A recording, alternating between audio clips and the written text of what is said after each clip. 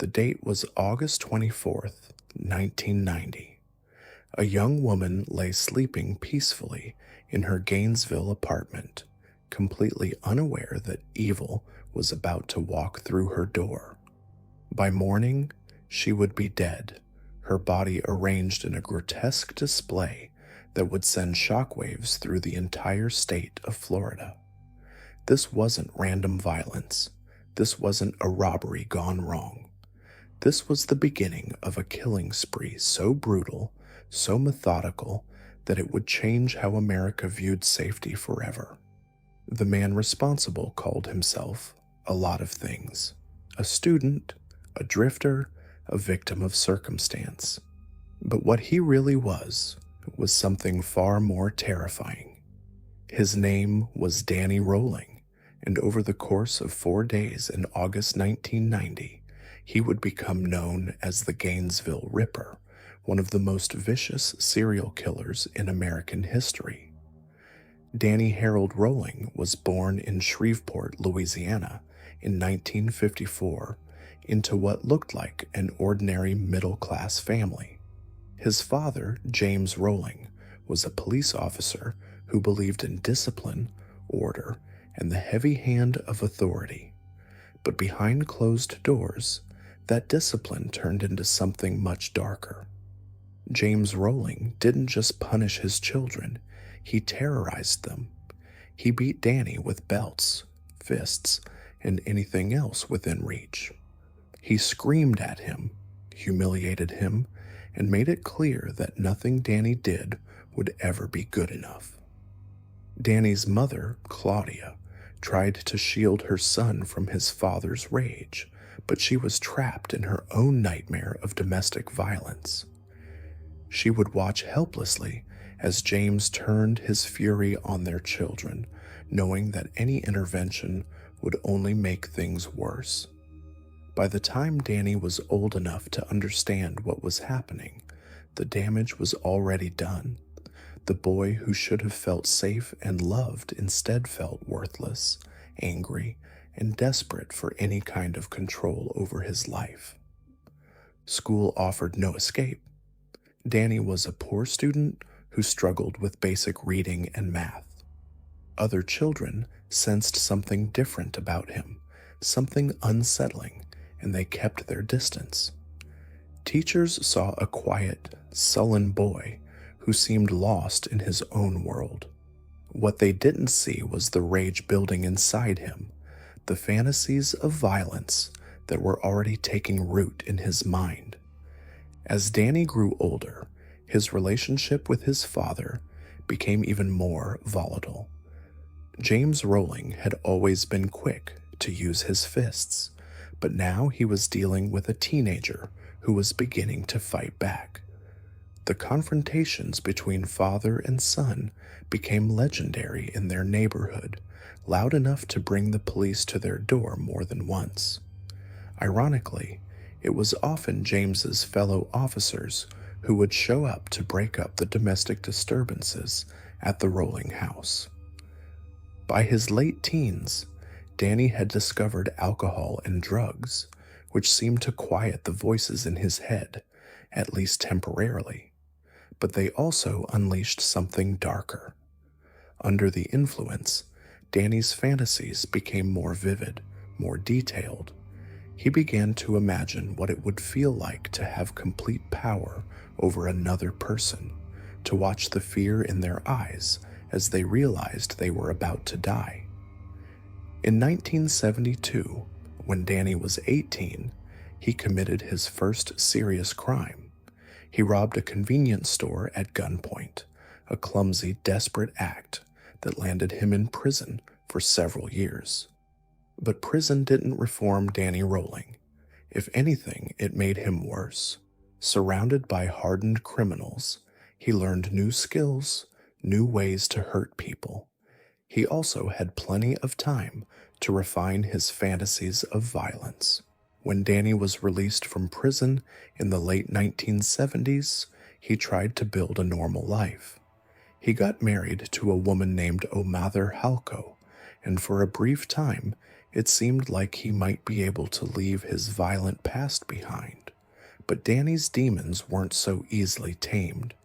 He continued to struggle with alcohol and drug addiction, and his violent temper made it impossible for him to hold down steady work. The marriage quickly fell apart.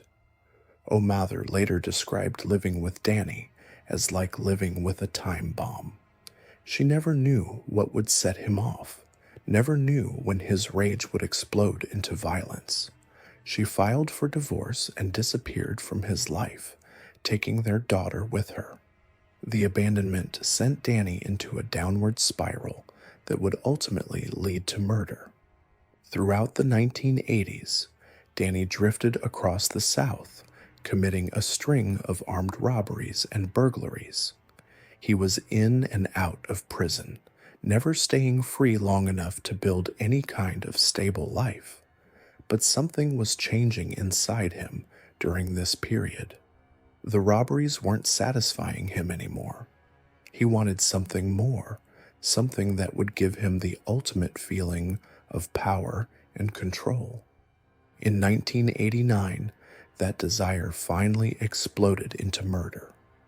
While staying at his parents' house in Shreveport, Danny had yet another violent confrontation with his father. This time, something inside him snapped completely. He grabbed a gun and shot both of his parents, leaving them for dead before fleeing into the night.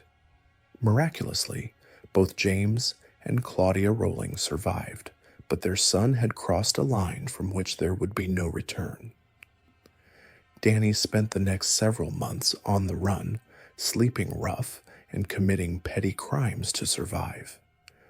By the summer of 1990, he had made his way to Gainesville, Florida, a college town that seemed to offer the perfect hunting ground for what he had been fantasizing about for years. The University of Florida was preparing for the start of the fall semester, and thousands of students were moving into apartments and dormitories around the city. Many of them were young women living alone or with female roommates, exactly the kind of vulnerable targets that Danny had been dreaming about. On the night of August 24th, 1990, Danny Rowling finally acted on his most violent fantasies. He had been camping in the woods outside Gainesville for several days, watching and planning. He had identified his first target, Sonia Larson, an 18-year-old freshman who was sharing an apartment with her best friend from high school, Christina Powell. Danny broke into their apartment through a sliding glass door, moving through the rooms like a predator stalking its prey.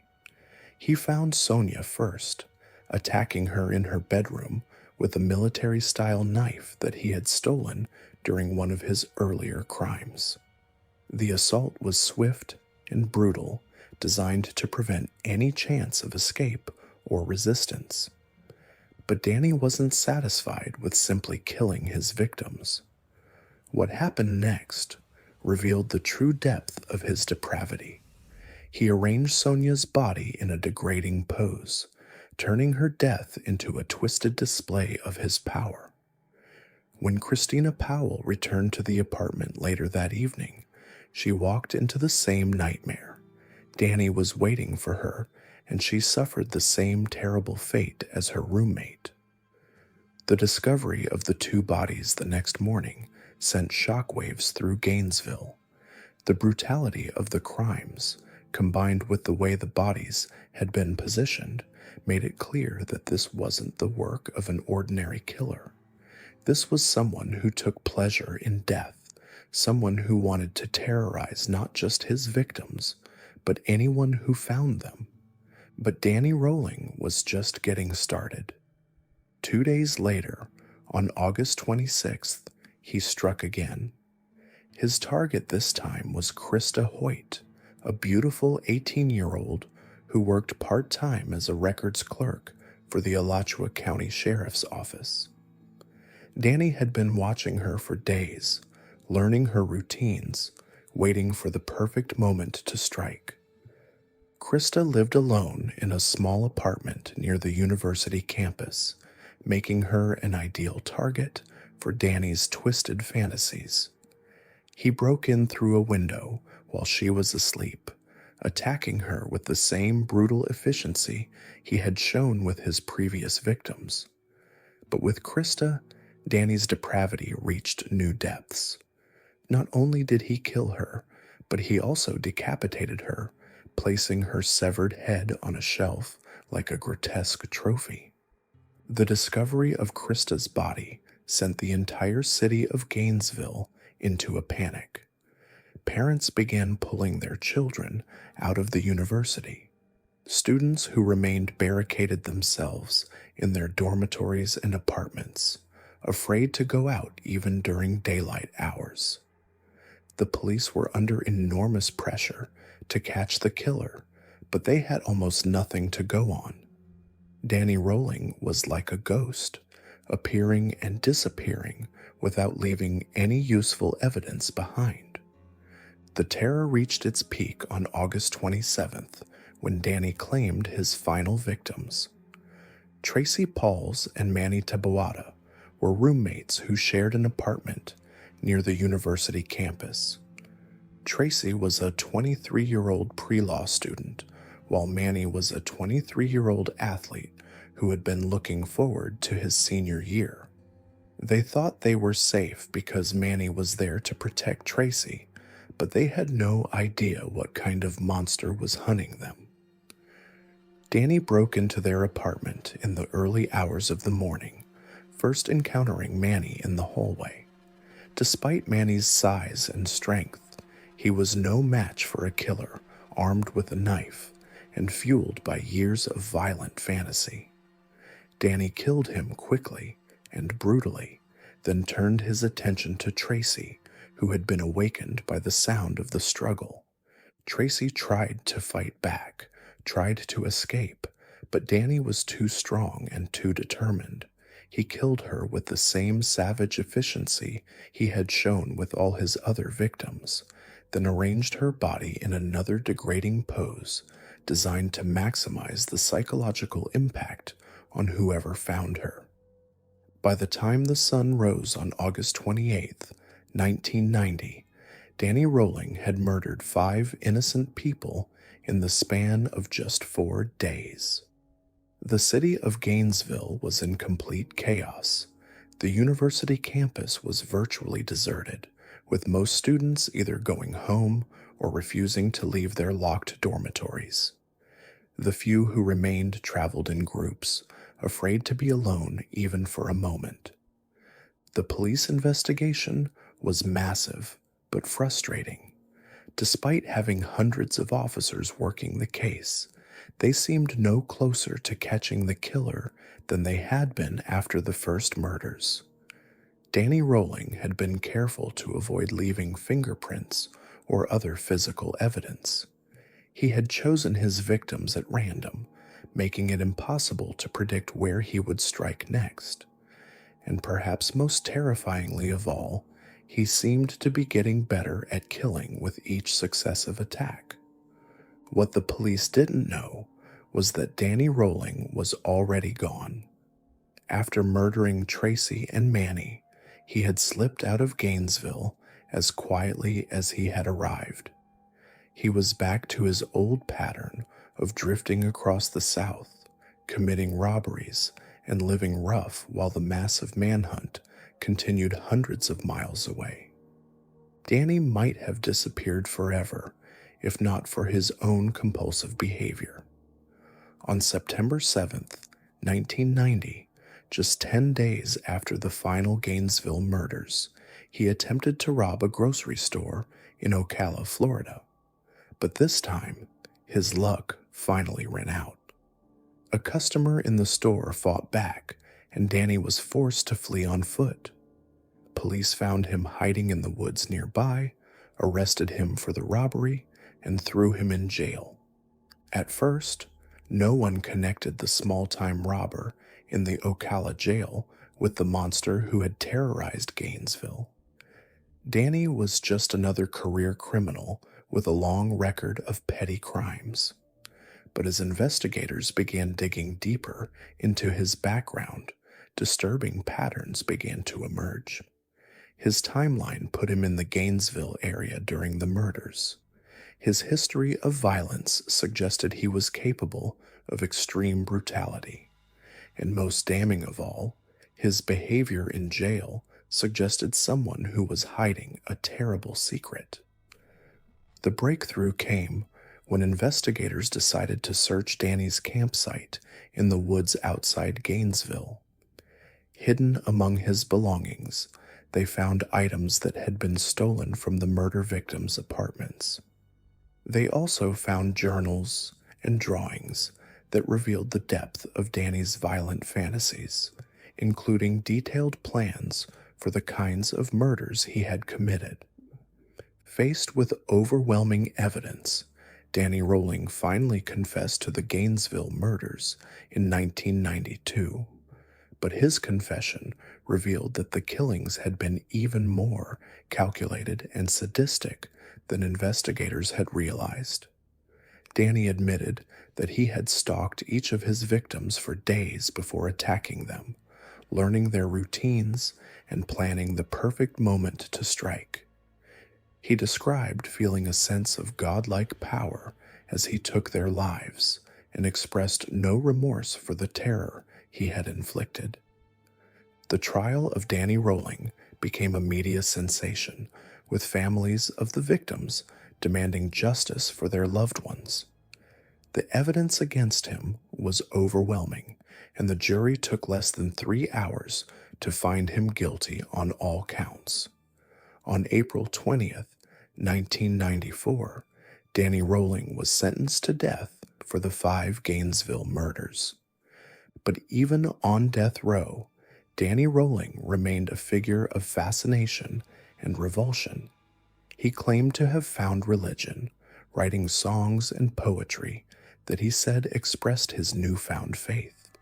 He also claimed that his crimes had been the result of childhood abuse and mental illness, seeking to portray himself as a victim rather than a monster. Few people bought his act of redemption. The families of his victims saw through his manipulative behavior, recognizing it as just another attempt to control and terrorize from beyond the grave. They knew that the real Danny Rolling was the cold-blooded killer who had destroyed 5 young lives for no reason other than his own twisted pleasure. Danny Rolling was executed by lethal injection on October 25th, 2006, 16 years after his reign of terror in Gainesville. His final words were reportedly an apology to the families of his victims, but even this seemed calculated rather than sincere.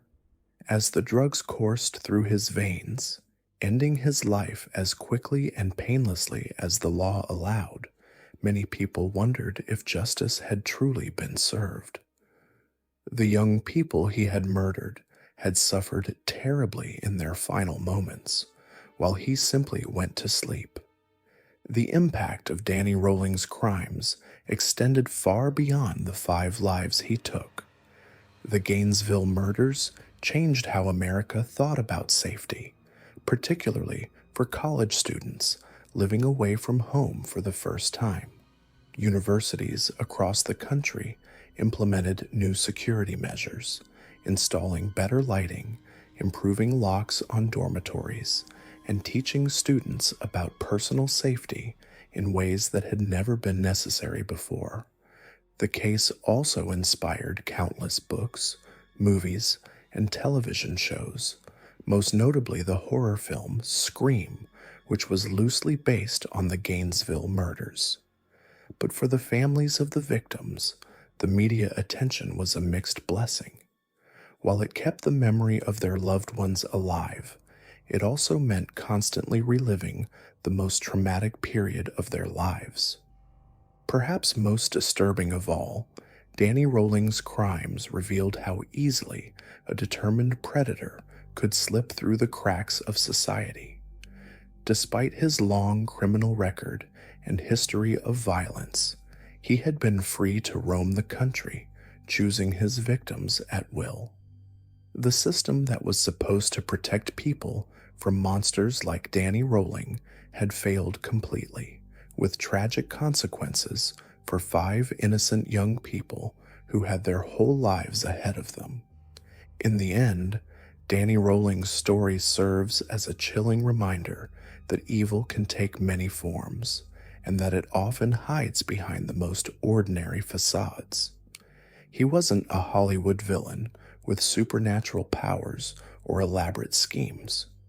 He was simply a broken man who chose to inflict his pain on innocent victims rather than seek help for his demons.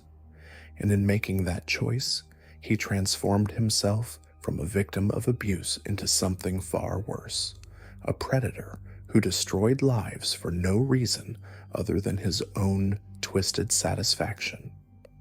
The 5 young people who died in Gainesville in August 1990, Sonia Larson, Christina Powell, Krista Hoyt, Tracy Pauls, and Manny Taboada, deserved so much more than to become footnotes in the story of a killer's rampage.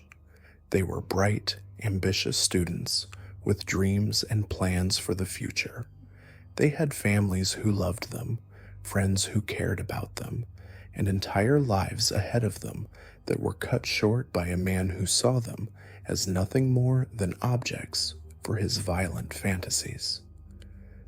Their memory lives on, not just in the hearts of those who knew and loved them, but in the safety measures and awareness programs that their deaths helped inspire. In a small way, their tragedy may have prevented other tragedies, saved other lives, and spared other families the devastating loss that comes with violent crime. But perhaps the most important lesson from the Danny Rolling case is that monsters are real, and they walk among us every day. They don't announce themselves with fanfare or warning signs. They look like ordinary people, they blend into crowds, and they wait for opportunities to strike. The only defense against such predators is awareness and vigilance, and the recognition that evil exists in the world, often hiding behind the most mundane exterior. Danny Rolling spent his final years on death row, claiming that he had found God and asking for forgiveness from the families of his victims. Whether his conversion was genuine or simply another manipulation will never be known. What is certain is that no amount of remorse could undo the damage he had caused, no apology could bring back the 5 lives he had stolen, and no prayer could erase the terror he had inflicted on an entire community. When the lethal injection finally ended Danny Rolling's life, it closed one of the darkest chapters in Florida's criminal history. But the scars left by his crimes remain, etched forever in the hearts of those who lost loved ones and in the collective memory of a nation that was forced to confront the reality that sometimes the monsters we fear in our nightmares are all too real. But that was just the beginning. The terror that Danny Rolling unleashed in Gainesville would pale in comparison to what came next. Because there was another killer, one who operated not in the chaos of a college town, but in the sterile, trusted halls of America's hospitals. A man who used his medical knowledge not to heal, but to kill. A man who turned the very places where people went to find safety into hunting grounds for his twisted desires. His name was Michael Swango, and he was perhaps the most dangerous type of killer imaginable, one who wore a white coat and carried a stethoscope. For over a decade, he moved from hospital to hospital, from state to state, even from country to country, leaving a trail of mysterious deaths in his wake. But unlike Danny Rolling, who killed in a frenzy of violence, Michael Swango killed with precision, patience, and the cold calculation of someone who had sworn an oath to do no harm. Michael Joseph Swango was born on October 21st, 1954, in Tacoma, Washington, into what appeared to be a model American family. His father, Virgil Swango, was a career military officer who had served with distinction in World War II and Korea. The family moved frequently due to military assignments, finally settling in Quincy, Illinois, when Michael was in elementary school.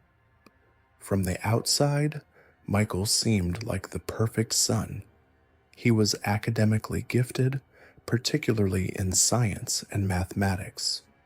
He played clarinet in the school band, participated in debate club, and maintained excellent grades throughout high school. Teachers praised him as polite, intelligent, and dedicated. His classmates remember him as quiet but friendly, the kind of student who seemed destined for success. But even in high school, there were warning signs that few people recognized at the time. Michael had developed an unusual fascination with disasters, accidents, and death. He collected newspaper clippings about plane crashes, train derailments, and industrial accidents. When other students talked about their weekend plans or favorite movies, Michael would steer conversations toward morbid topics. He seemed particularly interested in the technical details of how people died. After graduating from high school, Michael enrolled at Quincy College, where he majored in chemistry. His academic performance remained excellent, but his social behavior became increasingly strange. Fellow students noticed that he would often disappear for hours at a time, returning with no explanation of where he had been. Some reported seeing him hanging around the local hospital, though he had no official reason to be there. It was during his college years that Michael first began experimenting with poisons. He had access to a well-equipped chemistry lab, and he used this access to synthesize various toxic compounds. Later investigations would reveal that he had been testing these substances on laboratory animals, carefully documenting their effects in detailed journals that he kept hidden in his dormitory room. Michael's interest in medicine seemed natural given his academic abilities and his stated desire to help people.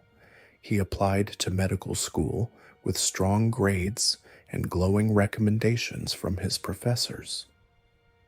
In 1979, he was accepted into Southern Illinois University School of Medicine, where he would begin the journey that would eventually turn him into one of America's most prolific medical killers. Medical school should have been where Michael's homicidal tendencies were discovered and stopped, but instead, it became the place where he learned to perfect his methods and hide his true nature behind a facade of medical professionalism. From the very beginning of his medical training, Michael displayed a disturbing enthusiasm for death and suffering that his classmates and instructors dismissed as black humor or the natural coping mechanism of someone dealing with the stresses of medical education. During his first year, Michael volunteered to work extra shifts in the anatomy lab, spending hours alone with cadavers, long after other students had gone home. He claimed he was simply a dedicated student who wanted to learn as much as possible, but security guards reported finding him in the lab at all hours, sometimes talking to the dead bodies as if they were alive. More concerning were the incidents that began occurring during Michael's clinical rotations. Patients under his care began experiencing unexpected complications, sudden deteriorations in their conditions, and mysterious symptoms that had no clear medical explanation. At first, these incidents were attributed to bad luck or the natural progression of illness. Hospital staff had no reason to suspect that a medical student might be deliberately harming patients. Michael was particularly drawn to working with terminally ill patients and those in intensive care units. He would volunteer for extra shifts, offer to help with patient care, and always seemed eager to be present during medical emergencies. His supervisors praised his dedication and enthusiasm, interpreting his eagerness to be around dying patients as a sign of his commitment to medicine rather than the red flag it actually was. But Michael's fellow medical students began to notice disturbing patterns in his behavior. He seemed to derive an unusual amount of satisfaction from watching patients suffer. During codes and medical emergencies, while other students appeared stressed or concerned, Michael remained calm to the point of appearing almost excited. Some classmates later reported that he would make inappropriate comments about patients' conditions, describing their symptoms with an enthusiasm that seemed more like fascination than medical interest. The first confirmed suspicious death occurred during Michael's third year of medical school. A patient who had been stable and recovering well suddenly went into cardiac arrest while under Michael's care. Despite aggressive resuscitation efforts, the patient died. An autopsy revealed no clear cause of death, and the incident was officially classified as sudden cardiac death syndrome. Michael expressed appropriate grief and concern, and no one suspected that he might have been responsible. Over the following months, the pattern continued. Patients under Michael's care experienced an unusually high rate of unexpected complications and deaths. The numbers were subtle enough that no one initially connected them to his presence, but they were significant enough to establish a pattern that would later become clear to investigators. Michael graduated from medical school in 1983 with good grades and strong recommendations from most of his supervisors. The few who had concerns about his behavior kept their suspicions to themselves, either because they couldn't articulate exactly what bothered them about him, or because they didn't want to damage the career of a promising young doctor based on vague feelings of unease. After graduation, Michael was accepted into an internal medicine residency program at Ohio State University Medical Center in Columbus. It was here that his killing spree would begin in earnest, protected by the authority of his medical degree and the trust that patients and colleagues placed in him as a doctor. The residency program at Ohio State was demanding and stressful, with long hours and heavy patient loads. For most residents, this was a challenging but necessary part of their medical training. For Michael Swango, it was an opportunity to have unsupervised access to vulnerable patients and powerful medications that could kill without leaving obvious traces. Almost immediately after beginning his residency, patients under Michael's care began dying at an alarming rate. Unlike medical school, where his patient contact had been limited and supervised, as a resident, he had much more autonomy and access. He could order medications, adjust dosages, and make treatment decisions with minimal oversight from attending physicians.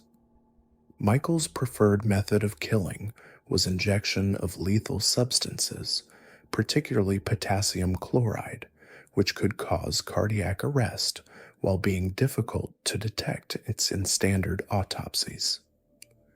He would typically target patients who were already critically ill, calculating that their deaths would be attributed to their underlying conditions rather than foul play. But Michael didn't limit himself to injection. He also poisoned patients through their IV lines, contaminated their medications, and in some cases simply withheld necessary treatments until they died. He was particularly cruel to patients who were conscious and aware, seeming to take pleasure in watching them realize that something was wrong before they lost consciousness. The nursing staff at Ohio State began to notice that patients seemed to deteriorate more frequently when Michael was on duty. Some nurses requested not to work with him, claiming that they felt uncomfortable around him, though they couldn't always articulate why. Others reported that Michael seemed to hover around patients who were dying, appearing more interested in watching their final moments than in trying to save them. One nurse later testified that she had walked into a patient's room to find Michael standing over an elderly man who was clearly in distress. Instead of calling for help or attempting to treat the patient, Michael was simply watching with what she described as an expression of fascination rather than concern. When she asked what was happening, Michael calmly explained that the patient was dying and there was nothing they could do. The patient died minutes later, and an autopsy revealed evidence of poisoning, though this wasn't discovered until years later when Michael's other crimes came to light. Despite the growing number of suspicious deaths, Michael's supervisors continued to give him positive evaluations. He was articulate, knowledgeable, and appeared dedicated to his work.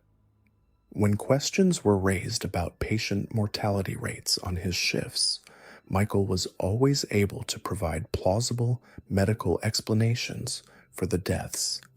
As a doctor, his word carried significant weight, and few people were willing to challenge his medical judgment. The breakthrough in the case came not from the hospital administration or medical authorities, but from a group of nurses who had grown increasingly suspicious of the pattern of deaths occurring during Michael's shifts. Led by a veteran nurse named Kristen Kinney, they began keeping informal records of patient outcomes when Michael was on duty versus when he wasn't. The statistics were shocking. Patients under Michael's care were dying at a rate nearly 5 times higher than those treated by other residents. The deaths often occurred during night shifts when supervision was minimal, and they frequently involved patients who had been stable or improving before Michael's shift began. Nurse Kinney took her concerns to the hospital administration, but initially received little support.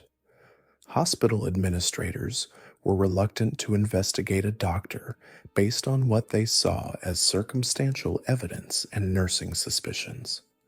They worried about the legal and professional implications of accusing a physician of murder without concrete proof. But the nurses persisted, and eventually their concerns reached the attention of law enforcement. In late 1984, the Franklin County Coroner's Office began a preliminary investigation into the unusual number of deaths at Ohio State Medical Center. They started by reviewing autopsy reports and medical records for patients who had died under Michael's care. What they found was a pattern of deaths that couldn't be explained by natural causes or medical complications. Many of the patients showed signs of poisoning, particularly with substances that would be readily available to a doctor. Toxicology tests revealed the presence of various lethal drugs in concentrations far exceeding therapeutic levels. As the investigation expanded, Michael began to realize that he was under suspicion. Rather than face questioning, he abruptly resigned from his residency program in January 1985, claiming that he wanted to pursue other opportunities. He left Ohio and disappeared, beginning a pattern of running from one job to another that would continue for the rest of his criminal career. The Ohio State investigation eventually concluded that Michael Swango was responsible for at least 7 deaths at the medical center, though investigators suspected the actual number was much higher.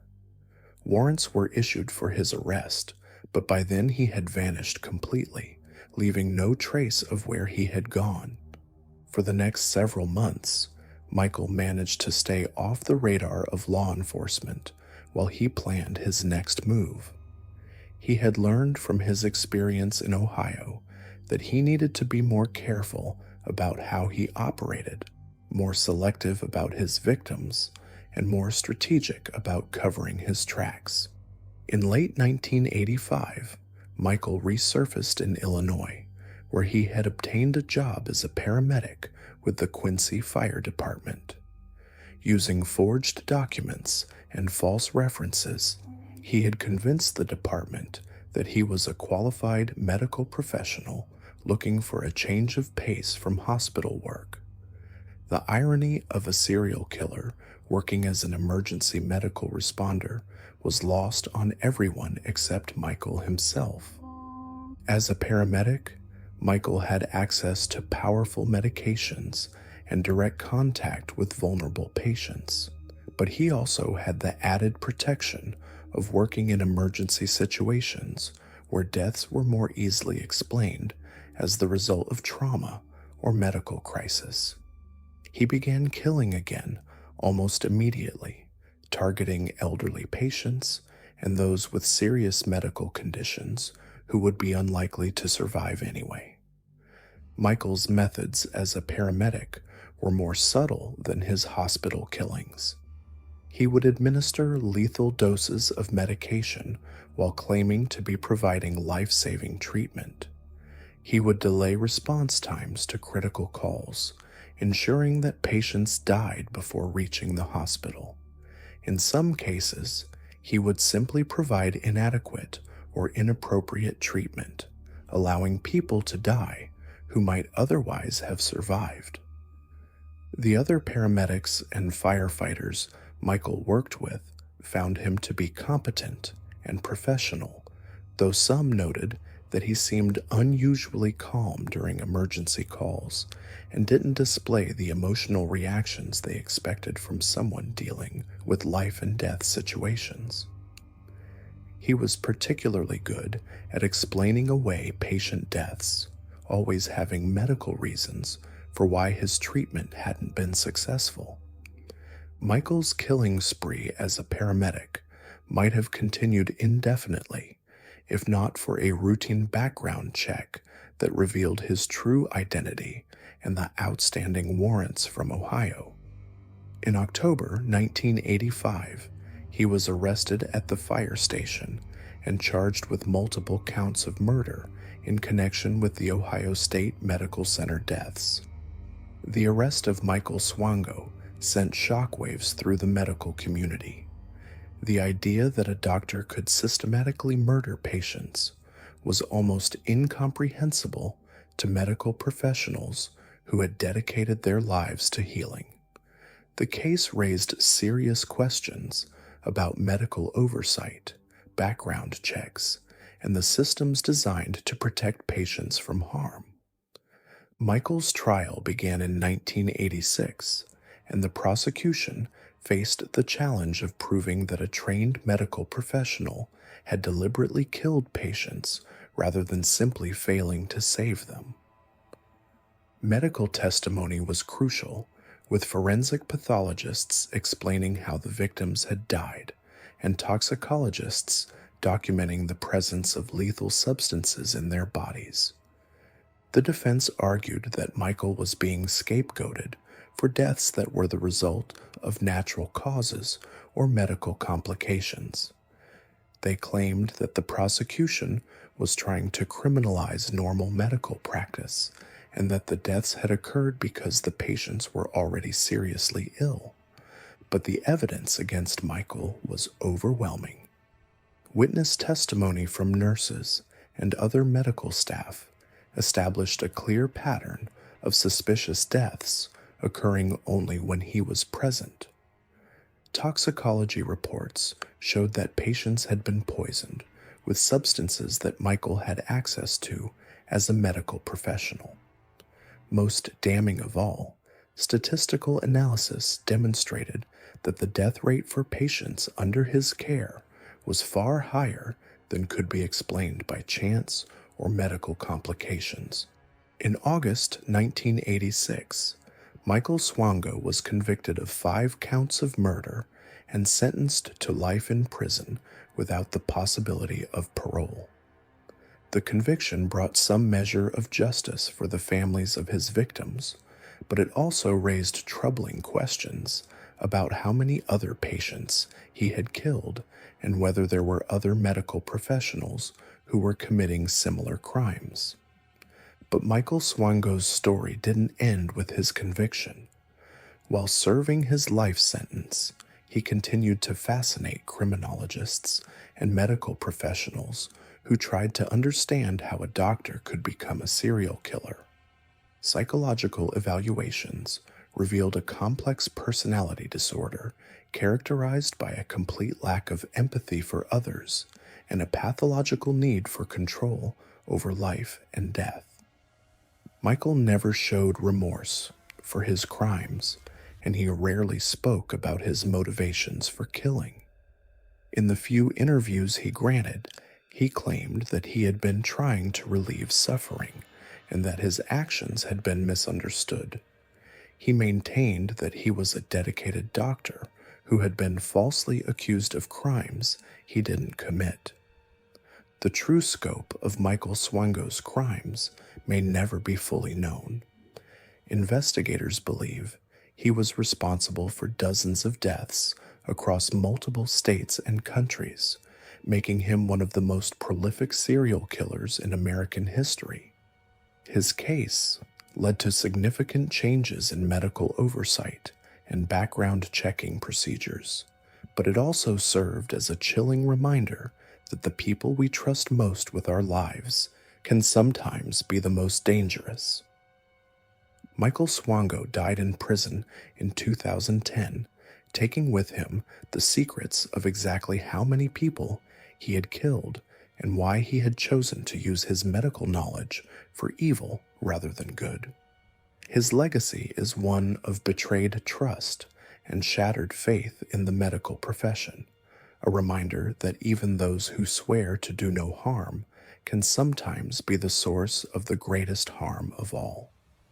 The victims of Michael Swango were not just the patients he murdered, but also their families, the medical professionals who trusted him, and the countless future patients who would never quite feel the same level of security when entering a hospital. His crimes represented a fundamental violation of the most basic trust between doctor and patient, and the scars from that violation continue to influence medical practice and patient care to this day. In the end, Michael Swango's story serves as a dark reminder that evil can hide behind any facade, even the most trusted and respected ones. His white coat and medical degree gave him access to victims and protected him from suspicion, but they couldn't hide forever the cold, calculating killer that lurked beneath the surface. The lesson from his crimes is clear. Vigilance and oversight are necessary even in the most trusted professions, because sometimes the greatest monsters are the ones we never suspect. The devastation Michael Swango left behind extended far beyond the patients he murdered. His case forever changed how the medical profession viewed its own members, shattered the blind trust that had protected dangerous doctors for decades, and exposed fatal flaws in a system designed to heal rather than harm. But as disturbing as Michael Swango's crimes were, they pale in comparison to what we're about to explore next. Because while Swango killed his victims quickly, with medical precision, our next killer took a very different approach. He didn't want his victims to die quickly. He wanted them to suffer for as long as possible, to experience every moment of terror and pain before death finally claimed them. His name was Robert Berdella, and he transformed his ordinary suburban home in Kansas City into a chamber of horrors that would shock even the most hardened investigators. For 6 years, he systematically tortured, abused, and murdered young men in ways so depraved that the details are almost impossible to comprehend. Unlike the clinical detachment of Michael Swango, Robert Berdella was intimately involved in every moment of his victims' suffering. Robert Andrew Berdella Jr. was born on January 31st, 1949, in Cuyahoga Falls, Ohio, into what appeared to be a stable middle-class family. His father, Robert Sr., worked as a machinist, while his mother, Mary, was a homemaker who doted on her only son. From the outside, the Berdella family seemed perfectly normal, the kind of family that neighbors would describe as quiet and respectable. But even as a child, Robert Jr. displayed troubling signs that something was fundamentally wrong with him. He was an exceptionally bright student with an IQ that tested well above average, but he struggled socially and seemed unable to connect with other children. He was obsessed with reading, particularly books about torture, medieval punishment, and historical accounts of human suffering. Robert's teachers noticed that he had an unusual fascination with graphic images and disturbing subject matter. While other children were reading adventure stories or comic books, Robert sought out medical textbooks with detailed illustrations of surgical procedures and anatomy. He would spend hours studying pictures of wounds, diseases, and medical conditions, showing a level of interest that his teachers found deeply unsettling. As Robert entered his teenage years, his behavior became increasingly bizarre. He began collecting unusual items, medical instruments, restraints, and books about torture techniques throughout history. His bedroom became a museum of the macabre, filled with items that would have alarmed anyone who took the time to look closely. But Robert's parents, either through willful ignorance or genuine obliviousness, dismissed their son's interests as merely academic curiosity. Robert's social isolation deepened during high school.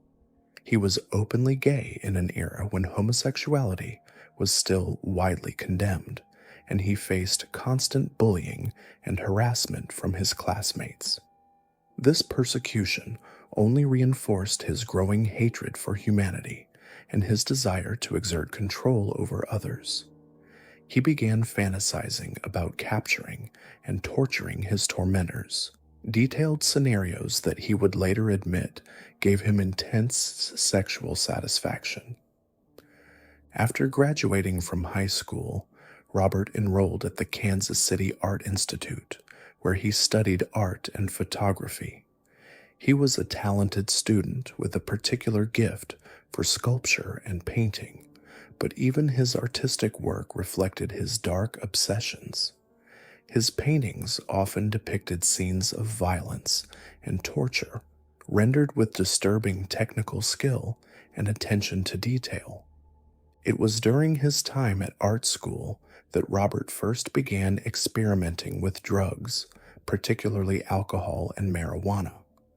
But unlike many students who use substances recreationally, Robert used drugs as tools for manipulation and control. He would invite fellow students to his apartment, get them intoxicated, and then photograph them in compromising positions. These photos became part of his growing collection of materials related to human vulnerability and degradation. After completing his studies, Robert returned to Kansas City and opened a small business selling collectibles and antiques. The shop, called Bob's Bizarre Bazaar, specialized in unusual and macabre items, skulls, preserved specimens, medieval weapons, and other oddities that attracted customers with similar dark interests. The business provided Robert with both financial independence and a perfect cover for his growing collection of disturbing materials. But the shop was more than just a business for Robert. It was a hunting ground. Many of his customers were young men, often runaways or drifters, who were drawn to the shop's unusual inventory. Robert had a talent for identifying vulnerable individuals, people who were isolated, desperate, or struggling with addiction. He would befriend these young men, offering them jobs, places to stay, or simply someone who seemed to understand them. Robert's house at 4315 Charlotte Street became the center of his activities. From the outside, it looked like any other modest home in a working-class neighborhood. But inside, Robert had created something far more sinister. The basement had been converted into what could only be described as a torture chamber, complete with restraints, medical equipment, and an array of tools designed to inflict pain and suffering. The house also served as Robert's photography studio, where he documented his crimes with obsessive detail. He had multiple cameras, professional lighting equipment, and developing facilities that allowed him to create detailed records of everything he did to his victims. These photographs weren't just souvenirs, they were instructional materials that Robert used to refine his techniques and plan future tortures. Robert's first known victim was Jerry Howell, a 19-year-old prostitute who disappeared in July 1984. Jerry had been struggling with drug addiction and was working the streets to support his habit when he encountered Robert. Like many of Robert's victims, Jerry was desperate, vulnerable, and unlikely to be missed quickly by anyone who might report him to the police. Robert lured Jerry to his house with promises of drugs and money, but once Jerry was inside, he found himself trapped in a nightmare that would last for nearly a month. Robert drugged Jerry with a combination of sedatives and hallucinogens, substances that left him conscious but unable to resist or escape. He then subjected Jerry to a systematic program of torture that was designed not to kill quickly, but to maximize his suffering and maintain control. The details of what Robert did to Jerry and his subsequent victims are so disturbing that they're difficult to describe without causing psychological harm to readers. Robert used a combination of electrical torture, chemical injections, physical mutilation, and psychological torment to break down his victims' will to resist. He would inject them with various substances, including cleaning fluids and antibiotics, to see how their bodies would react. He would apply electrical current to sensitive areas of their bodies, carefully calibrating the voltage to cause maximum pain without immediate death. But perhaps the most horrifying aspect of Robert's crimes was the psychological torture he inflicted on his victims. He would show them photographs of previous victims, describing in detail what he had done to them and what he planned to do next. He would alternate between periods of extreme abuse and moments of apparent kindness, creating a psychological dependency that made his victims less likely to attempt escape, even when opportunities arose. Robert kept detailed written records of everything he did to his victims, including their physical and emotional responses to different forms of torture. These notes, read like a scientist's research journal, clinical and detached, documenting human suffering with the same objectivity that another person might use to record the weather. The records show that Robert was constantly experimenting, trying new methods and combinations of abuse to achieve different effects. Jerry Howell survived for 28 days in Robert's basement before finally succumbing to the combination of drugs, torture, and infection.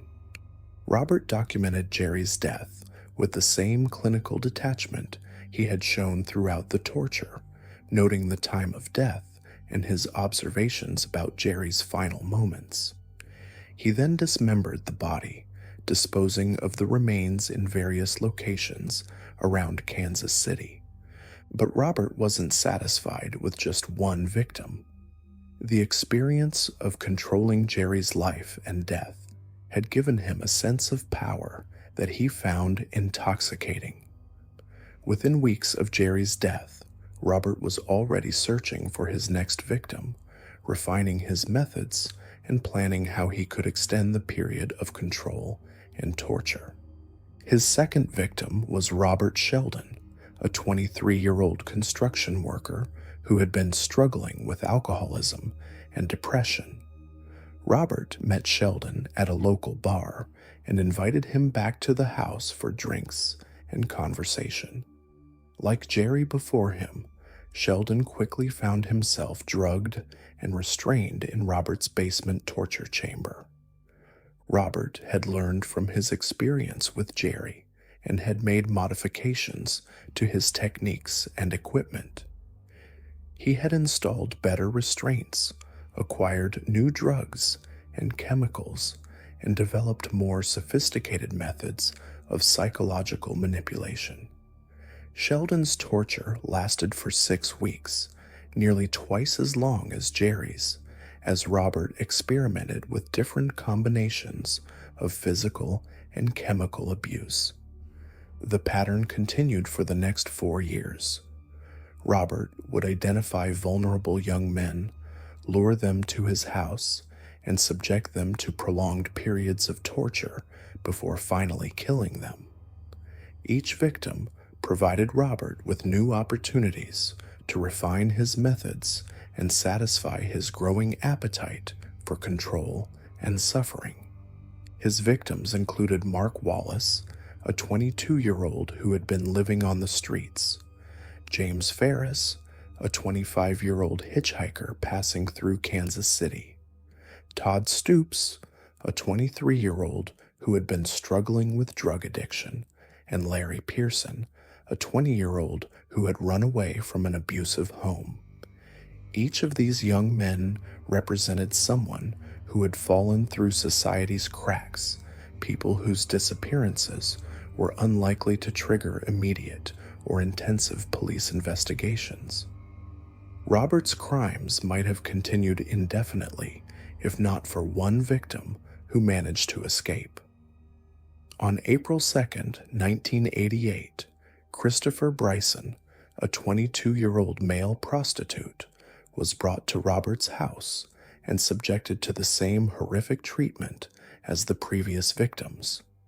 But Bryson was stronger and more determined than Robert had anticipated, and after 4 days of torture, he managed to break free from his restraints and escape through a second-story window.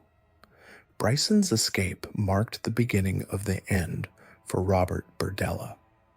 Despite being severely injured and disoriented from days of torture and drug injections, Bryson managed to flag down a police car and tell officers about what had happened to him. The officers initially had difficulty believing Bryson's story, but his physical injuries and obvious psychological trauma convinced them that something serious had occurred. When police arrived at Robert's house with a search warrant, they discovered a scene that exceeded their worst nightmares. The basement torture chamber contained restraints, torture devices, and evidence of prolonged human suffering. They found Robert's detailed journals documenting years of torture and murder, complete with dates, times, and clinical observations about his victims' responses to different forms of abuse. Most disturbing of all were the photographs. Robert had documented his crimes with obsessive thoroughness, creating a visual record of human suffering that shocked even experienced homicide investigators. The photographs showed his victims in various stages of torture and death, images so disturbing that several officers had to leave the scene to avoid becoming physically ill. The physical evidence found in Robert's house was overwhelming. In addition to the torture equipment and documentation, investigators found human remains, including skulls and other bones that Robert had kept as trophies. They also found items belonging to his victims, souvenirs that Robert had collected to remember each person he had tortured and killed. Robert's arrest on April 2nd, 1988, sent shockwaves through Kansas City and the entire nation. The idea that such systematic and prolonged torture could have been occurring in an ordinary residential neighborhood was almost incomprehensible to most people. The case challenged fundamental assumptions about safety and security in American communities. During his interrogation, Robert showed no remorse for his crimes and spoke about his victims with clinical detachment. He described the torture sessions as experiments, explaining his methods and motivations with the same objectivity he had shown in his written records. He seemed genuinely puzzled by investigators' emotional reactions to his crimes, unable to understand why they found his actions disturbing. Robert's trial began in 1989, and the prosecution faced the challenge of presenting evidence so disturbing that it risked traumatizing the jury. The photographs and written records provided overwhelming proof of Robert's guilt, but they also created a courtroom atmosphere of horror and revulsion that was difficult to manage. The defense attempted to argue that Robert was mentally ill and therefore not responsible for his actions, but psychological evaluations revealed a man who was fully aware of what he was doing and deliberately chose to torture and kill his victims. Robert understood that his actions were illegal and immoral, but he simply didn't care about the suffering he was causing. The jury took less than 2 hours to find Robert Berdella guilty on all counts. He was sentenced to life in prison without the possibility of parole, a sentence that was seen as inadequate by many who followed the case, but was the harshest penalty available under Kansas law at the time. Robert Berdella died in prison on October 8, 1992, just 4 years after his arrest. He was found dead in his cell, apparently from a heart attack, though some speculated that he had been murdered by other inmates who were disgusted by his crimes.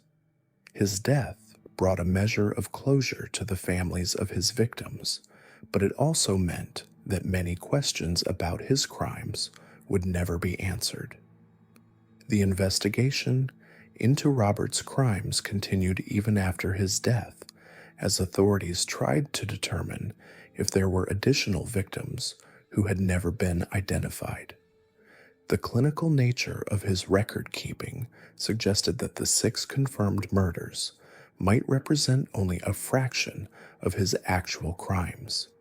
But without Robert's cooperation, investigators were unable to definitively link him to other disappearances. The Robert Berdella case had a lasting impact on law enforcement and the criminal justice system. It highlighted the need for better communication between different police departments and agencies, as Robert's victims had come from various jurisdictions, making it difficult to identify patterns in their disappearances. The case also led to changes in how missing persons reports were handled, particularly for vulnerable populations like runaways and prostitutes. Perhaps most importantly, the case forced society to confront the reality that monsters can hide behind the most ordinary facades. Robert Berdella wasn't a wild-eyed maniac who stood out from the crowd. He was a quiet businessman who blended into his community, someone who neighbors described as polite and helpful. His ability to maintain this facade while committing such horrific crimes served as a chilling reminder that evil can lurk anywhere. The victims of Robert Berdella were more than just statistics in a criminal case. They were young men who had been struggling with various challenges in their lives, but who deserved compassion and help, not torture and death. Jerry Howell had been trying to overcome his drug addiction. Robert Shelton had been dealing with depression and alcoholism. Mark Wallace, James Ferris, Todd Stoops, and Larry Pearson had all been seeking something better in their lives when they encountered a predator who saw them only as objects for his twisted entertainment. Their deaths served as a stark reminder of society's obligation to protect its most vulnerable members. These young men had fallen through the cracks of various social service systems, making them easy targets for someone like Robert Berdella. Their stories highlighted the need for better support systems for runaway youth, people struggling with addiction, and others who find themselves on society's margins. The house at 4315 Charlotte Street, where Robert committed his crimes, was eventually demolished, but the memory of what happened there continues to haunt Kansas City. The case remains one of the most disturbing in American criminal history, not just because of the brutality of the crimes, but because of the systematic and methodical way in which they were carried out. Robert Berdella's legacy is one of unimaginable cruelty and calculated evil. His crimes revealed the depths of depravity that human beings are capable of reaching when they completely abandon empathy and compassion for others. His case serves as a permanent reminder that the capacity for evil exists in the most unexpected places, and that vigilance is always necessary to protect the innocent from those who would do them harm. The story of Robert Berdella also serves as a testament to the importance of never giving up hope, even in the darkest circumstances. Christopher Bryson's escape, despite being severely injured and traumatized, prevented additional murders and brought justice for the victims who had not been so fortunate. His courage in the face of unimaginable horror helped ensure that Robert Berdella would never again have the opportunity to torture and kill innocent people. In the end, Robert Berdella's crimes stand as a monument to human evil, but they also highlight the resilience of the human spirit and the importance of never abandoning the fight for justice. The young men who died in his basement torture chamber will be remembered not just as victims, but as human beings who deserved better from the world that failed to protect them. But even the systematic torture inflicted by Robert Berdella seems almost merciful compared to what our next killer had in store for his victims. Because while Berdella's crimes were driven by a desire for control and domination, our next monster was motivated by something even more twisted, a belief that he was doing God's work by cleansing the world of those he deemed unworthy. His name was Leonard Fraser, and he prowled the streets of Queensland, Australia, for over 2 decades, leaving a trail of mutilated bodies in his wake. But what made Fraser particularly terrifying wasn't just the brutality of his crimes. It was his ability to convince himself and others that he was a victim rather than a predator, a man driven to violence by forces beyond his control rather than by his own twisted desires. Leonard John Fraser was born on June 27th, 1951, in Ingham, Queensland, into a family that was already familiar with violence and dysfunction. His father was an alcoholic who regularly beat Leonard and his siblings, while his mother struggled with mental illness and was frequently unable to care for her children. From his earliest memories, Leonard's world was one of chaos, fear, and unpredictability. As a child, Leonard displayed the classic warning signs of a future serial killer. He was cruel to animals, setting cats on fire and torturing dogs for his own amusement. He was also fascinated by death and would spend hours examining roadkill, studying the way bodies decomposed, and fantasizing about what it would be like to kill a human being. School offered no escape from Leonard's troubled home life. He was a poor student who struggled with basic reading and writing skills, and his violent temper made it impossible for him to form normal relationships with teachers or classmates. He was frequently suspended for fighting and was eventually expelled from several schools before dropping out entirely at the age of 15. By his teenage years, Leonard had already begun his criminal career with a series of break-ins, thefts, and assaults. His first serious conviction came when he was 17 for the rape of a 13-year-old girl. The crime was brutal and unprovoked, committed against a complete stranger who had simply been in the wrong place at the wrong time. The psychological evaluation conducted during Leonard's trial revealed a young man who showed no remorse for his actions and seemed incapable of understanding why rape was wrong. He spoke about his victim as if she were an object rather than a human being, describing the assault in clinical terms that chilled the mental health professionals who interviewed him. Leonard was sentenced to several years in prison, but incarceration did nothing to reform him. If anything, it made him worse.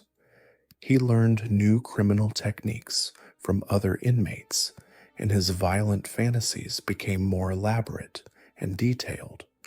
He also developed a twisted religious worldview, claiming that God had chosen him to punish sinful women and cleanse the world of moral corruption. When Leonard was released from prison in the early 1970s, he immediately returned to his pattern of violence. But now his crimes were more calculated and more brutal than before. He no longer satisfied himself with simple rape. He wanted his victims to suffer as much as possible before they died. Leonard's first known murder occurred in 1973 when he abducted a 19-year-old woman named Patricia Wilson from a bus stop in Rockhampton. Patricia was a nursing student who was simply trying to get home from work when Leonard approached her and offered her a ride. She was never seen alive again. Patricia's body was found 3 days later in a remote area outside the city. She had been sexually assaulted, tortured, and finally strangled with her own clothing. But what made the crime particularly disturbing was the evidence that Patricia had been kept alive for an extended period while Leonard systematically tortured her.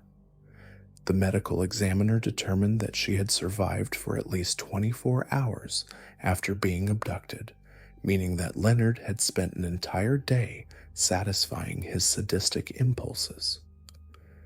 The investigation into Patricia's murder quickly stalled. Leonard had been careful to avoid leaving physical evidence, and there were no witnesses to the abduction. The case was eventually classified as unsolved, and Leonard was free to continue his reign of terror. Over the next 2 decades, Leonard Fraser would become one of Australia's most prolific serial killers, responsible for the deaths of at least 9 women and possibly many more. His victims ranged in age from 9 to 31, and they came from all walks of life. Some were prostitutes working the streets of Brisbane and Rockhampton, Others were ordinary women who simply had the misfortune of encountering Leonard at the wrong moment. What all of Leonard's victims shared was their vulnerability. He specifically targeted women who were alone, isolated, or unlikely to be missed immediately. He had an uncanny ability to identify women who were struggling with personal problems, whether it was drug addiction, mental illness, or family troubles. These women became his preferred prey because he knew that their disappearances would not trigger immediate or intensive police investigations. Leonard's methods evolved over time as he gained experience and confidence.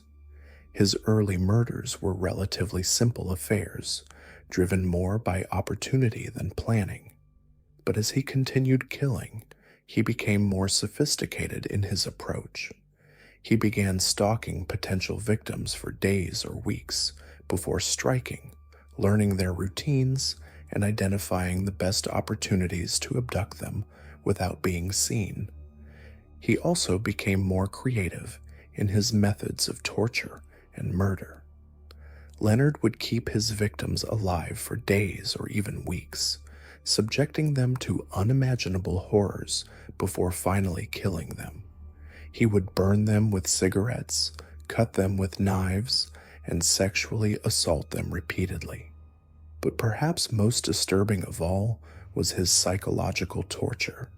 He would tell his victims in graphic detail what he planned to do to them, describing how they would die and what would happen to their bodies afterward. Leonard's ability to evade capture for so long was partly due to his nomadic lifestyle. He moved frequently between different cities and towns throughout Queensland, never staying in one place long enough for police to establish a pattern. He also had a talent for blending into whatever community he found himself in, often finding work as a laborer or handyman and appearing to be just another working-class man trying to get by. But Leonard's success at avoiding capture was also due to the inadequate resources and coordination of law enforcement agencies at the time. Different police departments rarely communicated with each other about similar crimes, making it difficult to identify patterns that might have linked Leonard's murders. The technology that would later make it easier to track serial killers simply didn't exist in the 1970s and 1980s. Leonard's crimes might have continued indefinitely if not for advances in DNA technology that eventually allowed investigators to link him to multiple murders. In 1999, DNA evidence connected Leonard to the rape and murder of a 9-year-old girl named Kira Steinhardt, who had been abducted from her home in Rockhampton and found dead several days later. The evidence against Leonard was overwhelming, and he was arrested and charged with Kira's murder. But even when faced with irrefutable scientific evidence, Leonard continued to maintain his innocence and claimed that he was being framed by a conspiracy of police officers and prosecutors who needed a scapegoat for unsolved crimes. During his trial, Leonard's defense team attempted to portray him as a victim of childhood abuse who had been driven to violence by forces beyond his control. They argued that his traumatic upbringing had left him mentally ill and unable to control his violent impulses. But the prosecution presented evidence of Leonard's careful planning and deliberate choices, showing that his crimes were the result of calculated evil rather than mental illness. The jury found Leonard Fraser guilty of murder, and he was sentenced to life in prison without the possibility of parole. But even after his conviction, investigators continued to link him to additional murders through DNA evidence and other forensic techniques. By the time of his death, Leonard had been definitively connected to 9 murders and was suspected in dozens of others. Leonard Fraser died in prison on January 1st, 2007, at the age of 55. He had been found dead in his cell, apparently from natural causes, though some speculated that he had been murdered by other inmates who were disgusted by his crimes against children. His death brought some measure of closure to the families of his victims, but it also meant that many questions about his crimes would never be answered. The impact of Leonard Fraser's crimes extended far beyond the immediate victims and their families. His case highlighted serious deficiencies in how Australian law enforcement agencies communicated and coordinated with each other. The fact that Leonard had been able to kill for over 20 years while moving freely between different jurisdictions revealed the need for better information sharing and more sophisticated investigative techniques. The case also raised important questions about how society handles dangerous offenders. Leonard had been convicted of rape at a young age and had shown clear signs of escalating violence, but the criminal justice system had failed to recognize the threat he posed to public safety. His early release from prison had given him the opportunity to commit multiple murders that might have been prevented with more effective monitoring and intervention. Perhaps most importantly, Leonard Fraser's case served as a reminder of the importance of taking all reports of sexual violence seriously, regardless of who the victim might be. Many of Leonard's victims were women who lived on society's margins, and their disappearances were initially dismissed or given low priority by police investigators. This lack of attention allowed Leonard to continue killing for years longer than might otherwise have been the case. The families of Leonard Fraser's victims were left to grapple not only with their grief, but also with anger at a system that had failed to protect their loved ones. Many of them became advocates for criminal justice reform, working to ensure that future victims would receive the attention and resources they deserved from law enforcement agencies. The memory of Leonard Fraser's victims lives on in the hearts of those who loved them, and their deaths served as a catalyst for important changes in how Australia handles serial crime investigations. Their sacrifice was not in vain if it helps prevent future tragedies and ensures that dangerous predators like Leonard Fraser are stopped before they can claim additional victims. Leonard Fraser's legacy is one of unimaginable cruelty and wasted human potential. His crimes revealed the devastating impact that childhood trauma and untreated mental illness can have when combined with a lack of empathy and moral restraint. But his case also demonstrated the power of modern forensic science to bring justice to victims and their families, even years or decades after crimes are committed. The story of Leonard Fraser serves as a sobering reminder that monsters walk among us, often hiding behind facades of normalcy and even victimhood. His ability to portray himself as a victim, even while committing the most heinous crimes imaginable, shows how manipulative and dangerous these individuals can be. It underscores the importance of remaining vigilant and never allowing sympathy for a perpetrator's background to overshadow the reality of their actions and the harm they have caused. But even the systematic torture inflicted by Robert Berdella seems almost merciful compared to what our next killer had in store for his victims. Because while Berdella's crimes were driven by a desire for control and domination, our next monster was motivated by something even more twisted, a belief that he was doing God's work by cleansing the world of those he deemed unworthy.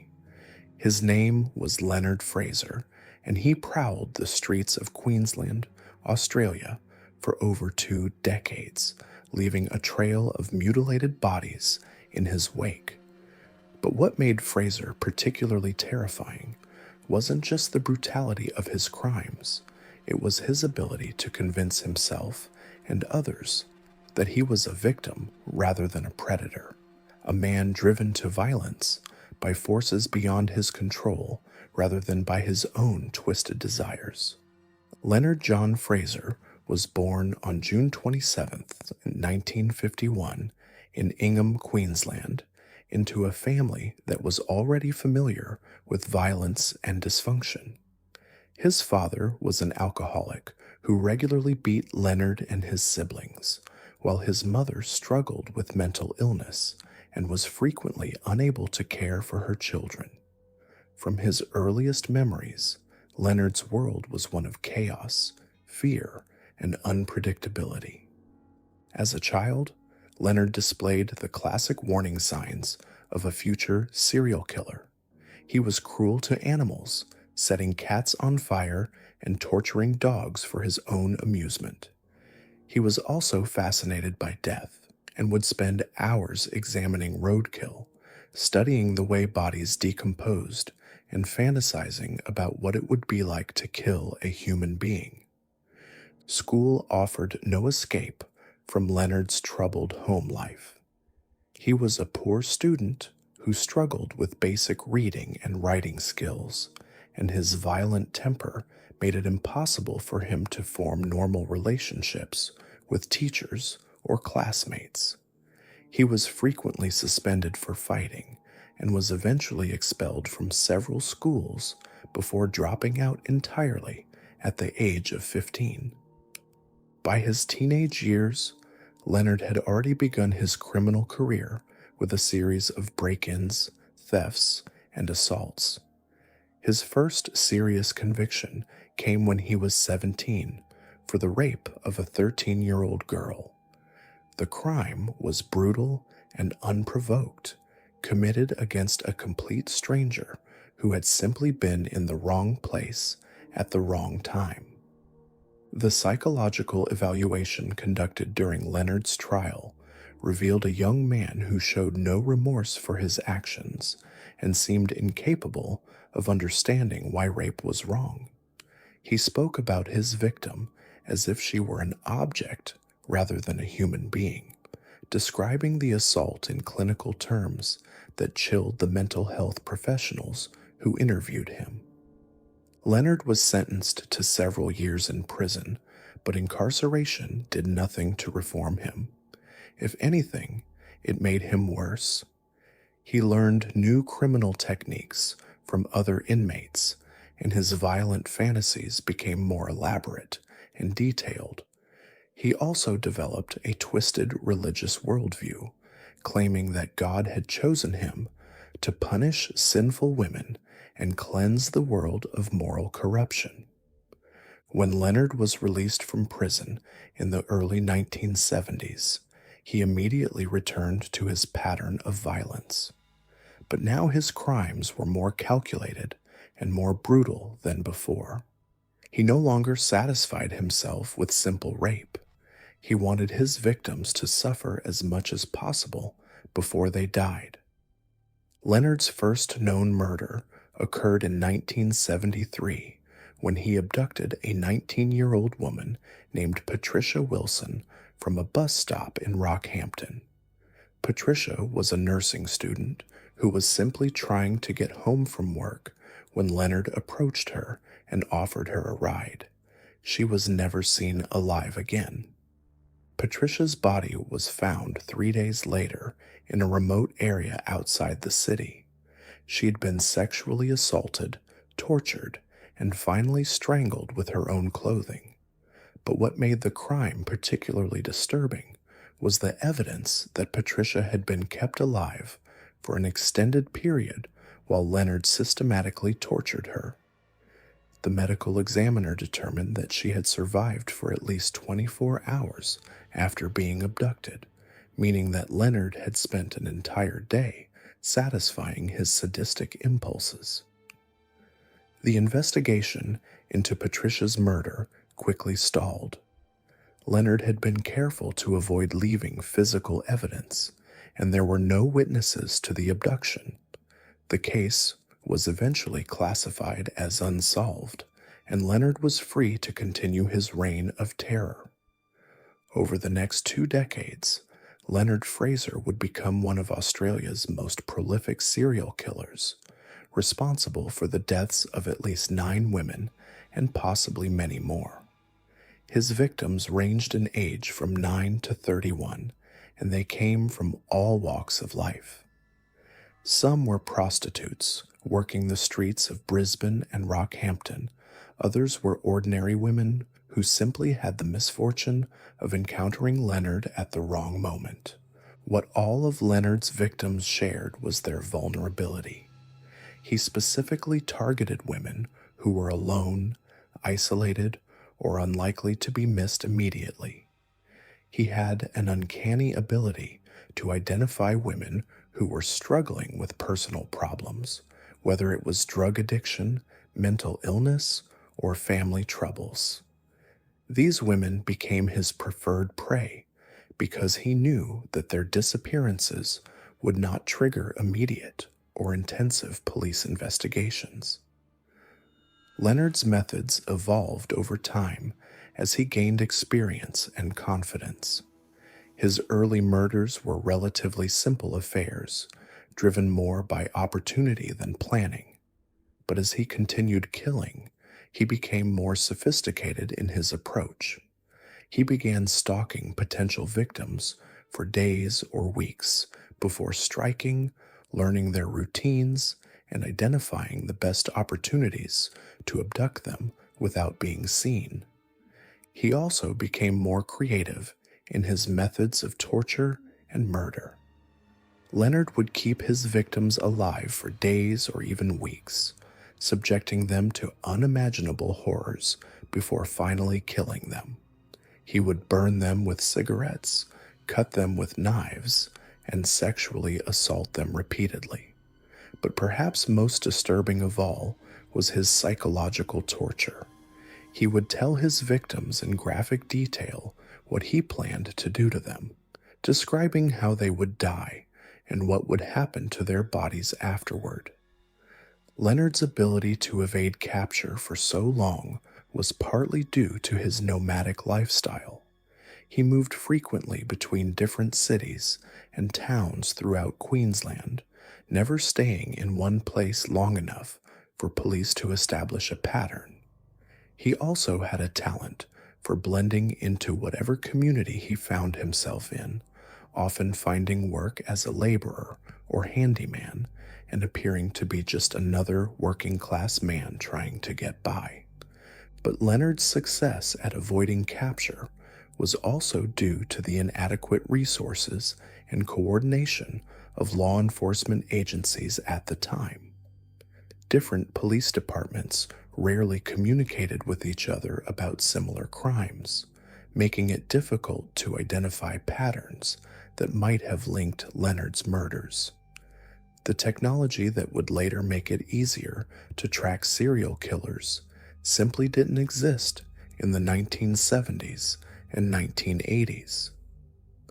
Leonard's crimes might have continued indefinitely if not for advances in DNA technology that eventually allowed investigators to link him to multiple murders. In 1999, DNA evidence connected Leonard to the rape and murder of a 9-year-old girl named Kira Steinhardt, who had been abducted from her home in Rockhampton and found dead several days later. The evidence against Leonard was overwhelming, and he was arrested and charged with Kira's murder. But even when faced with irrefutable scientific evidence, Leonard continued to maintain his innocence and claimed that he was being framed by a conspiracy of police officers and prosecutors who needed a scapegoat for unsolved crimes. During his trial, Leonard's defense team attempted to portray him as a victim of childhood abuse who had been driven to violence by forces beyond his control. They argued that his traumatic upbringing had left him mentally ill and unable to control his violent impulses.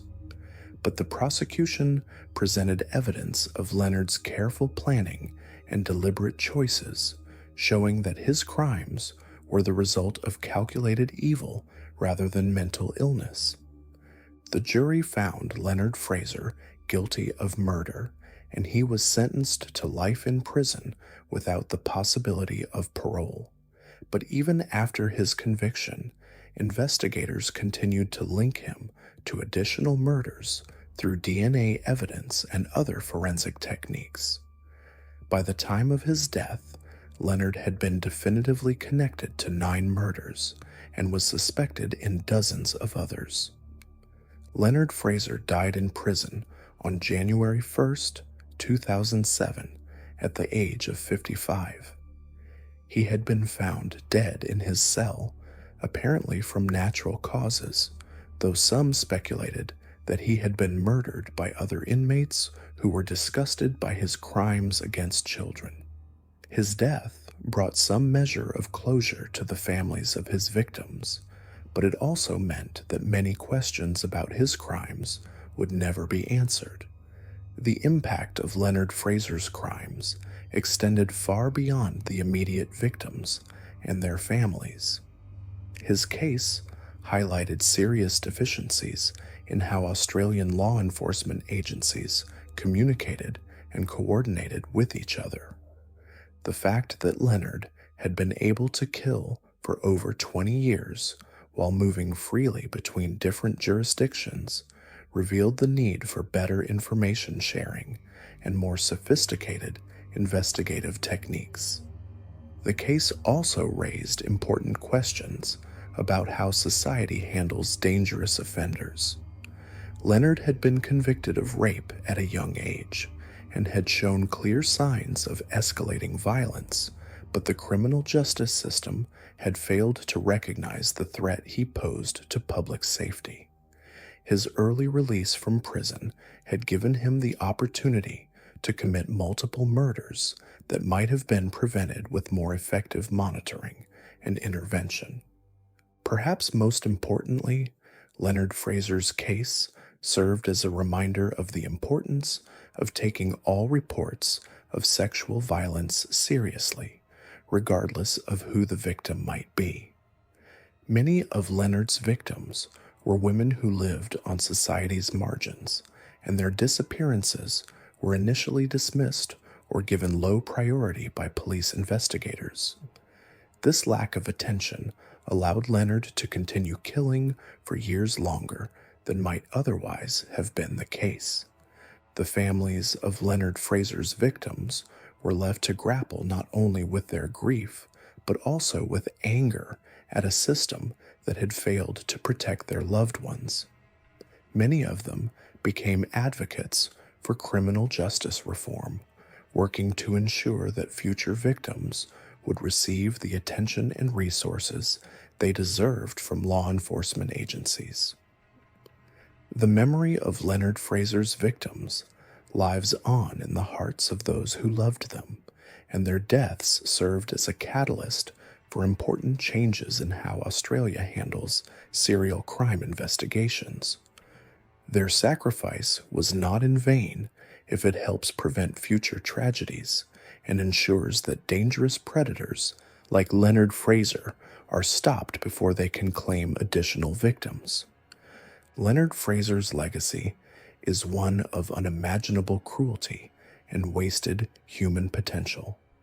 His crimes revealed the devastating impact that childhood trauma and untreated mental illness can have when combined with a lack of empathy and moral restraint. But his case also demonstrated the power of modern forensic science to bring justice to victims and their families, even years or decades after crimes are committed. The story of Leonard Fraser serves as a sobering reminder that monsters walk among us, often hiding behind facades of normalcy and even victimhood. His ability to portray himself as a victim, even while committing the most heinous crimes imaginable, shows how manipulative and dangerous these individuals can be. It underscores the importance of remaining vigilant and never allowing sympathy for a perpetrator's background to overshadow the reality of their actions and the harm they have caused. But if Leonard Fraser's religious delusions seem disturbing, they pale in comparison to the twisted ideology that would drive our next killer. While Fraser believed he was cleansing the world of sinful women, Paul Denier took his hatred to an even darker place. He didn't just want to kill women, he wanted to terrorize an entire community, to make every woman in Melbourne afraid to walk alone at night. Paul Charles Denier was born on April 14th, 1972, in Sydney, Australia, into what appeared to be a stable middle-class family. His father was a successful businessman, his mother a devoted homemaker, and from the outside, the Denier family seemed to have everything they could want. But even as a young child, Paul displayed the troubling signs that something was fundamentally wrong with him. Paul's childhood was marked by an almost pathological need for attention and control. He would throw violent tantrums when he didn't get his way, and he seemed to take pleasure in causing distress to others. His parents, perhaps hoping that these behaviors were just a phase, often gave in to his demands rather than confront the deeper issues that were clearly present. As Paul grew older, his behavior became increasingly disturbing. He developed an obsession with knives and weapons, spending hours studying martial arts magazines and practicing combat techniques. He also began displaying a disturbing fascination with violence against women, collecting newspaper clippings about rape and murder cases and keeping them hidden in his bedroom. Paul's teenage years were marked by increasing isolation and antisocial behavior. He struggled to maintain friendships and romantic relationships, often becoming violent or threatening when things didn't go his way. His parents sought counseling for him, but Paul was adept at manipulating mental health professionals, presenting himself as a troubled but ultimately harmless young man who was simply struggling with the normal challenges of adolescence. What Paul's therapists didn't realize was that he was already planning his first murder. By the time he was 21, Paul had developed detailed fantasies about killing women, and he had begun scouting potential victims in the Melbourne suburb of Frankston, where his family had moved when he was a teenager. Paul's first victim was Elizabeth Stevens, an 18-year-old shop assistant who was walking home from work on June 11, 1993. Paul had been following Elizabeth for several days, learning her routine and planning the perfect moment to strike. He approached her on a quiet street and stabbed her multiple times with a hunting knife, leaving her to die on the sidewalk. But Paul wasn't satisfied with simply killing Elizabeth. He wanted to send a message to the community, to let every woman in Frankston know that they were not safe. After murdering Elizabeth, he called a local radio station and claimed responsibility for the attack, warning that he would kill again.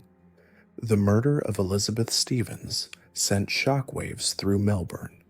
The randomness of the attack, combined with Paul's telephone threat, created a climate of fear that was unlike anything the city had experienced before.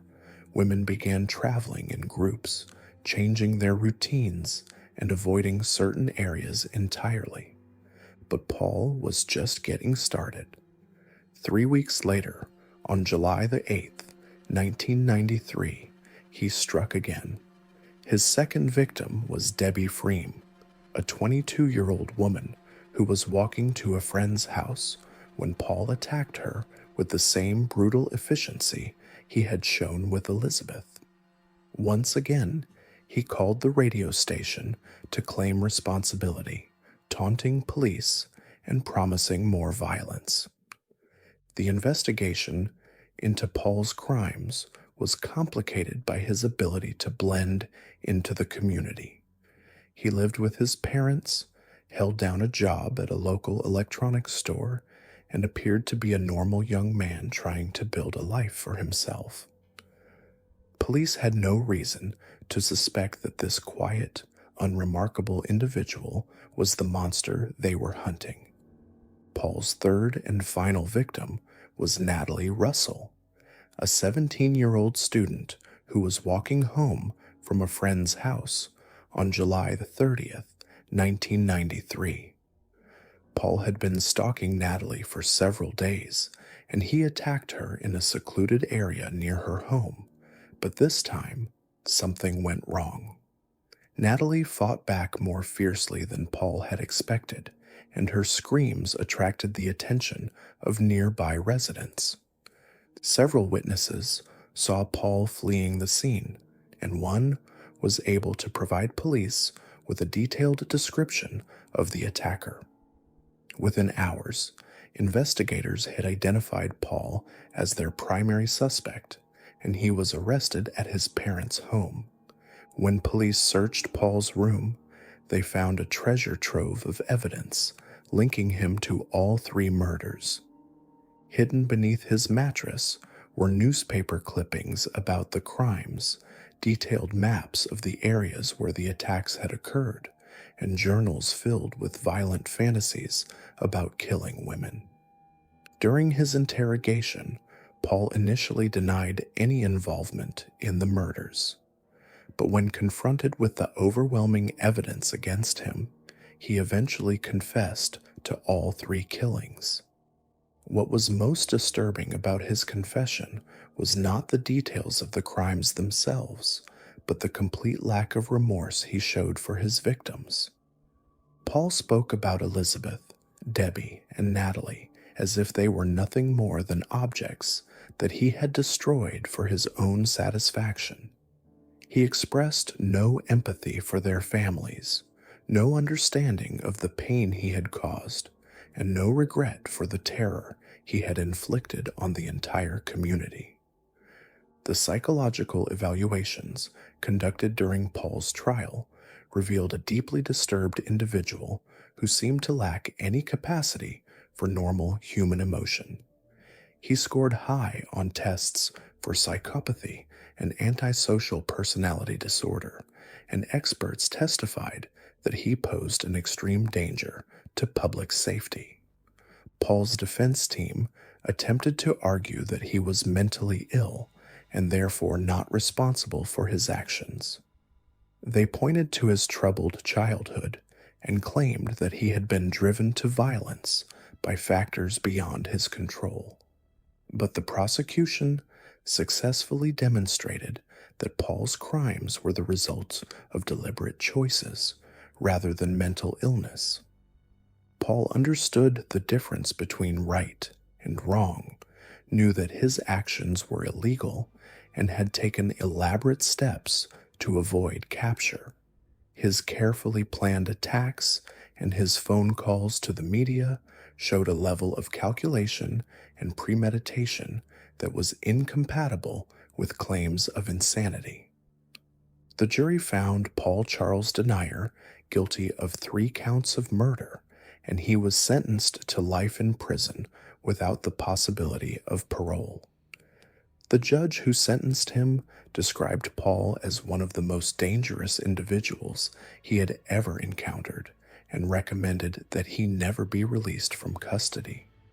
Paul's conviction brought some measure of closure to the families of his victims and to the Melbourne community that had lived in fear during his brief but terrifying killing spree. But the impact of his crimes extended far beyond the immediate victims and their loved ones. The case highlighted the vulnerability of women in public spaces and led to significant changes in how Australian law enforcement agencies investigate serial crimes. It also sparked important conversations about violence against women and the need for better support systems for potential victims. Perhaps most importantly, Paul Denier's case served as a reminder that evil can emerge from the most unexpected places. Unlike many serial killers who come from backgrounds of abuse and neglect, Paul had grown up in a stable, loving home with parents who tried to give him every advantage in life.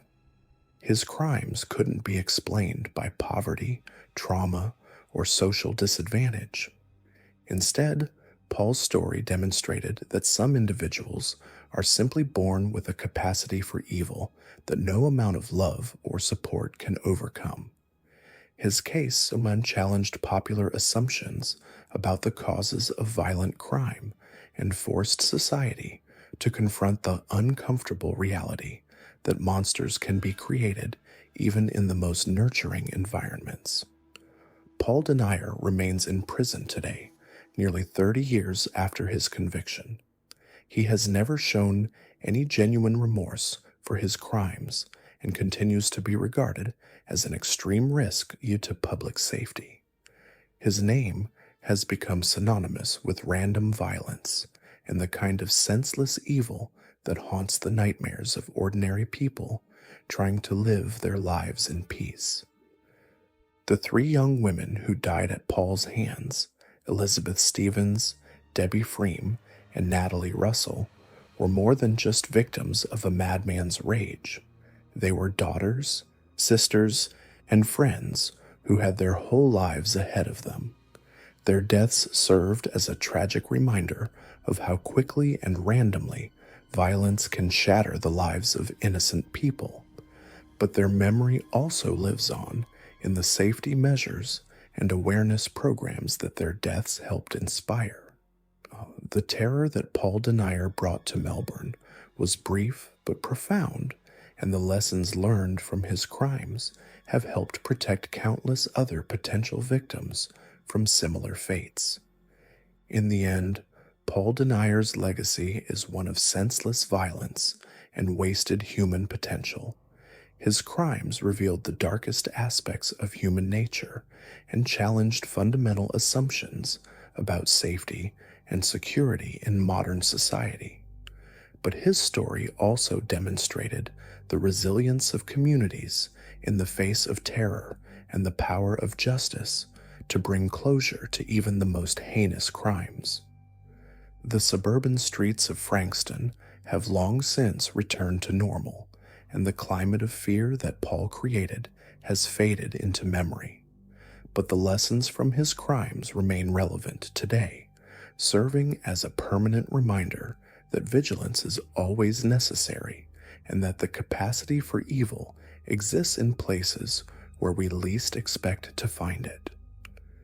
But as terrifying as Paul Denier's random attacks were, they would seem almost restrained compared to what was happening half a world away in the remote wilderness of Australia. While Paul terrorized the suburbs of Melbourne for just a few weeks, another predator was conducting a reign of terror that would span years and claim victims from across the globe. His name was Ivan Mila, and he turned the pristine forests of New South Wales into his personal hunting ground. Unlike Paul Denier, who struck quickly in urban areas, Ivan preferred to lure his victims into the wilderness, where their screams would never be heard and their bodies might never be found. Ivan Robert Marco Milat was born on December 27, 1944, in Guildford, New South Wales, into a large Croatian immigrant family. The Milat household was chaotic and violent, with 14 children competing for attention and resources in a cramped, dysfunctional home. Ivan's father was an alcoholic who ruled through fear and intimidation, while his mother struggled to maintain any semblance of order in the household. From an early age, Ivan learned that violence was an acceptable way to solve problems and get what he wanted. The Milat children were constantly fighting among themselves, and several of Ivan's brothers would go on to have serious criminal records of their own. But even in this environment of dysfunction and violence, Ivan stood out as particularly cruel and disturbing. As a child, Ivan displayed many of the classic warning signs of a future serial killer. He was obsessed with hunting and firearms, spending countless hours in the bush around his home tracking and killing animals. But unlike other children who might hunt for food or sport, Ivan seemed to take a sadistic pleasure in causing suffering to the creatures he caught. Ivan's formal education ended early, and by his teenage years, he was already embarking on a life of crime. He began with petty theft and burglary, but quickly escalated to more serious offenses. By the time he was in his 20s, Ivan had been arrested multiple times for various crimes, including armed robbery and sexual assault. But it was Ivan's knowledge of the Australian bush that would make him truly dangerous. He had spent his entire life exploring the remote forests and mountain ranges of New South Wales, learning every trail, every hiding spot, and every secret that the wilderness had to offer. This intimate knowledge of the terrain would later prove invaluable when he began using the forest as his killing ground.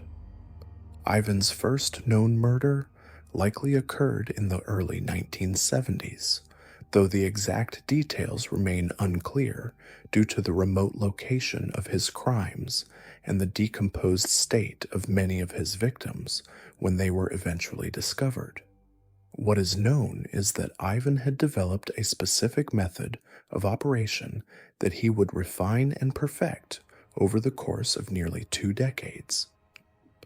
Ivan preferred to target backpackers and hitchhikers, particularly young people who were traveling alone or in small groups through the remote areas around Sydney. These victims were ideal for several reasons. They were often foreign tourists who wouldn't be missed immediately. They were unfamiliar with the local terrain, and they were naturally trusting of locals who offered them assistance. Ivan would typically approach his victims while they were hitchhiking along the highways that led into the Blue Mountains and other remote areas west of Sydney. He would offer them a ride in his 4-wheel drive vehicle, often claiming to know shortcuts or scenic routes that would enhance their travel experience. Once Ivan had his victims in his vehicle, he would drive them deep into the Belanglo State Forest, a vast wilderness area that he knew better than almost anyone else. The forest was popular with campers and hikers, but it was also easy to get lost in, and there were countless secluded areas where someone could disappear without a trace. What happened to Ivan's victims once he got them into the forest was almost too horrible to comprehend. Unlike killers who murdered quickly for psychological satisfaction, Ivan seemed to derive pleasure from prolonged torture and suffering. He would keep his victims alive for extended periods, subjecting them to unimaginable horrors before finally killing them. The evidence that was later discovered at Ivan's crime scenes suggested that he used a variety of torture methods, including burning, cutting, and sexual assault. Some victims showed signs of having been stabbed repeatedly, while others had been shot multiple times. The level of violence was so extreme that even experienced forensic investigators were shocked by what they found. Ivan was particularly cruel to female victims, subjecting them to prolonged sexual torture before killing them. He seemed to take special pleasure in causing psychological terror, often killing one member of a traveling pair while forcing the other to witness the murder before becoming the next victim. After murdering his victims, Ivan would bury their bodies in shallow graves throughout the forest, often stripping them of identification and personal belongings that might help investigators identify them. He had an intricate knowledge of the terrain that allowed him to choose burial sites that were unlikely to be discovered by casual hikers or campers. Ivan's killing spree continued throughout the 1980s and early 1990s, but the remote location of his crimes meant that his victims were often not discovered for months or even years after their deaths. When bodies were found, they were usually so decomposed that it was difficult to determine the exact cause of death or gather useful forensic evidence.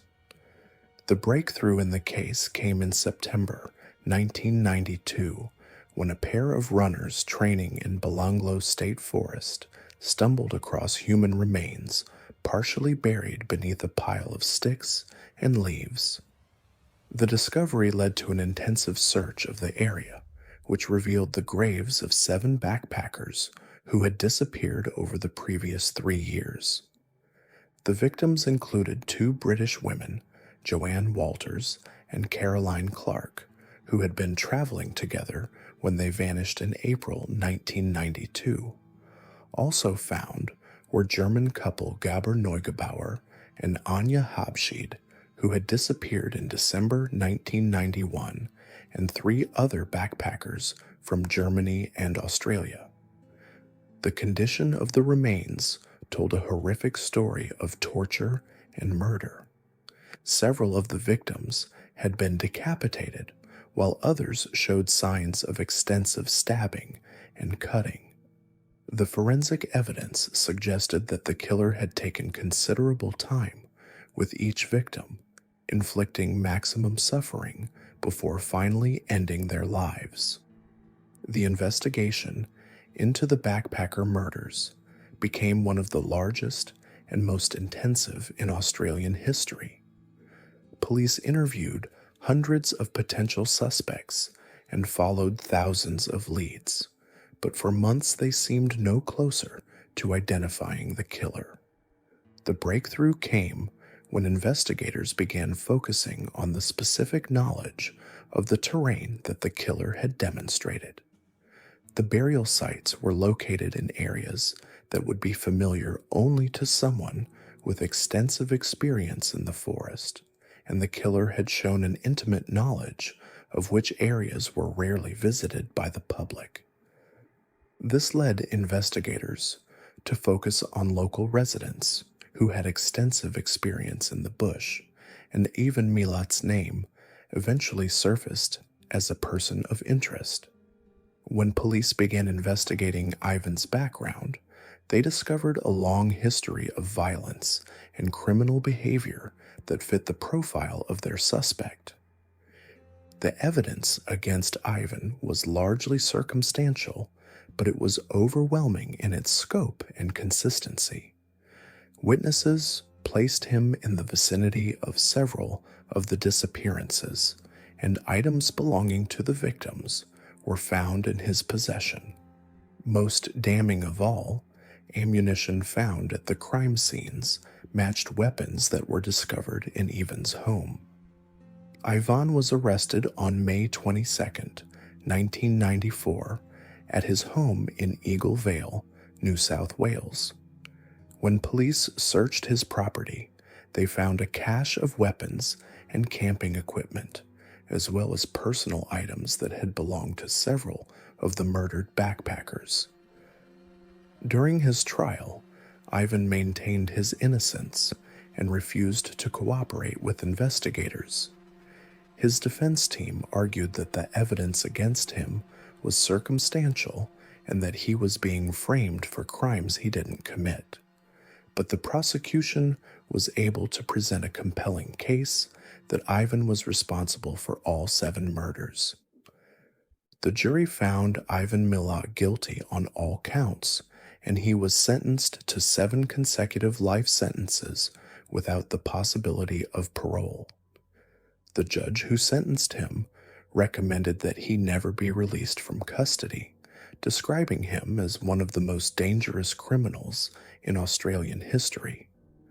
Ivan's conviction brought some measure of closure to the families of his victims, but it also raised disturbing questions about how many other people he might have killed.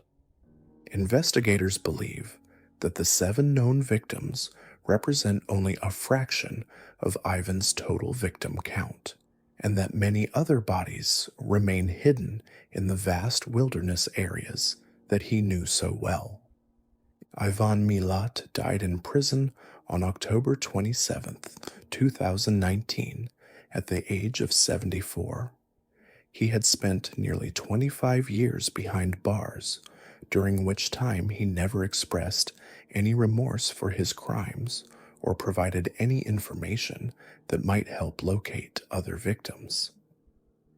His death marked the end of one of Australia's most notorious criminal careers, but it also meant that many questions about his crimes would never be answered. The families of potential victims who were never found were left without closure, and investigators were left to wonder about the true extent of Ivan's reign of terror. The case of Ivan Milat fundamentally changed how Australians viewed the safety of remote travel and backpacking. The pristine wilderness areas that had once been seen as safe havens for adventurous travelers were now viewed with suspicion and fear. Many popular hiking and camping areas implemented new safety measures, and travelers were warned about the dangers of accepting rides from strangers. The impact of Ivan's crimes extended far beyond Australia's borders. International backpackers and adventure travelers around the world became more cautious about solo travel and hitchhiking, and the case became a cautionary tale about the dangers that can lurk in even the most beautiful and seemingly safe environments. Perhaps most disturbing of all, the case of Ivan Milat revealed how easily a predator with local knowledge and criminal cunning could operate undetected for years in remote areas. His crimes demonstrated the vulnerability of travelers who venture into unfamiliar territory and the importance of taking precautions when exploring wilderness areas. The 7 known victims of Ivan Milat were young people from around the world who had come to Australia seeking adventure and new experiences. They were travelers who trusted in the kindness of strangers and the safety of one of the world's most popular tourist destinations. Their deaths served as a tragic reminder that evil can lurk anywhere, even in the most beautiful and remote corners of the earth. Their memory lives on, not just in the hearts of their families and friends, but in the safety awareness programs and travel advisories that their deaths helped inspire. The wilderness areas where they died have been forever changed by their tragedy, but their legacy also includes the countless other travelers who have been warned about the dangers and equipped with the knowledge they need to stay safe.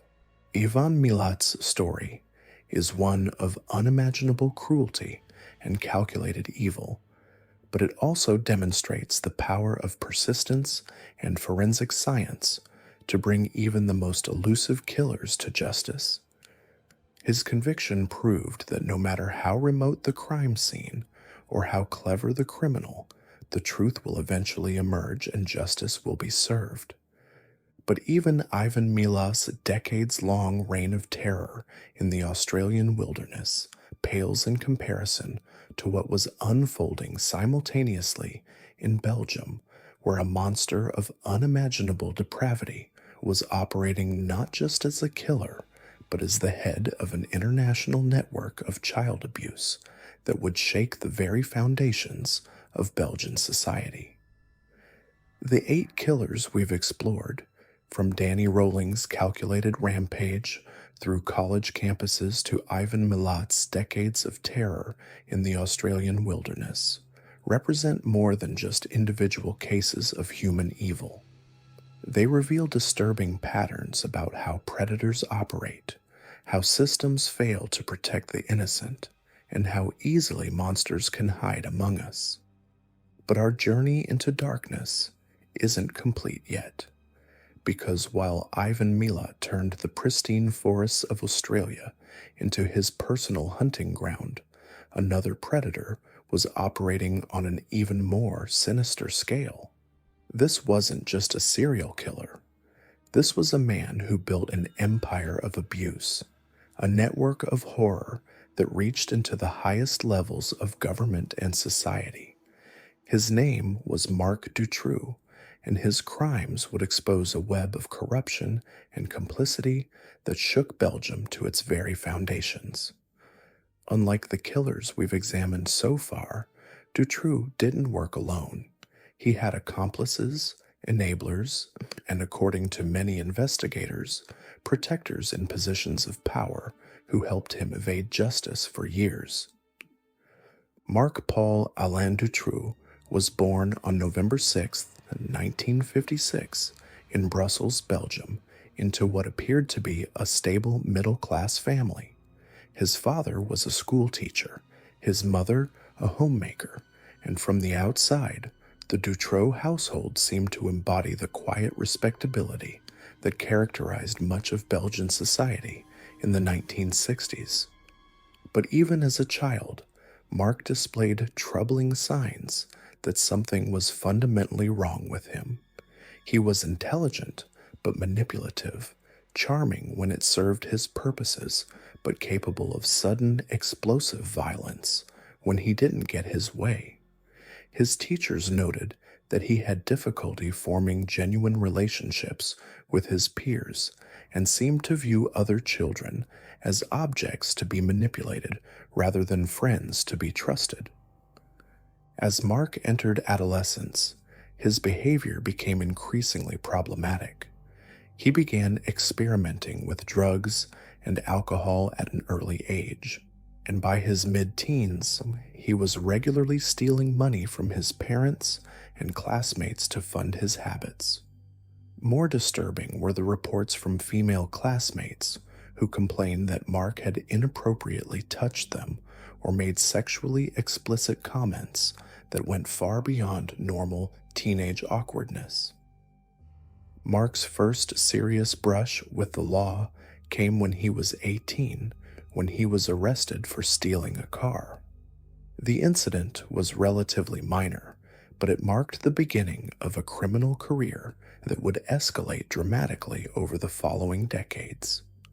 What was most concerning to investigators was not the theft itself, but Marc's attitude during questioning. He showed no remorse for his actions and seemed genuinely puzzled by the idea that he should feel guilty about taking something he wanted.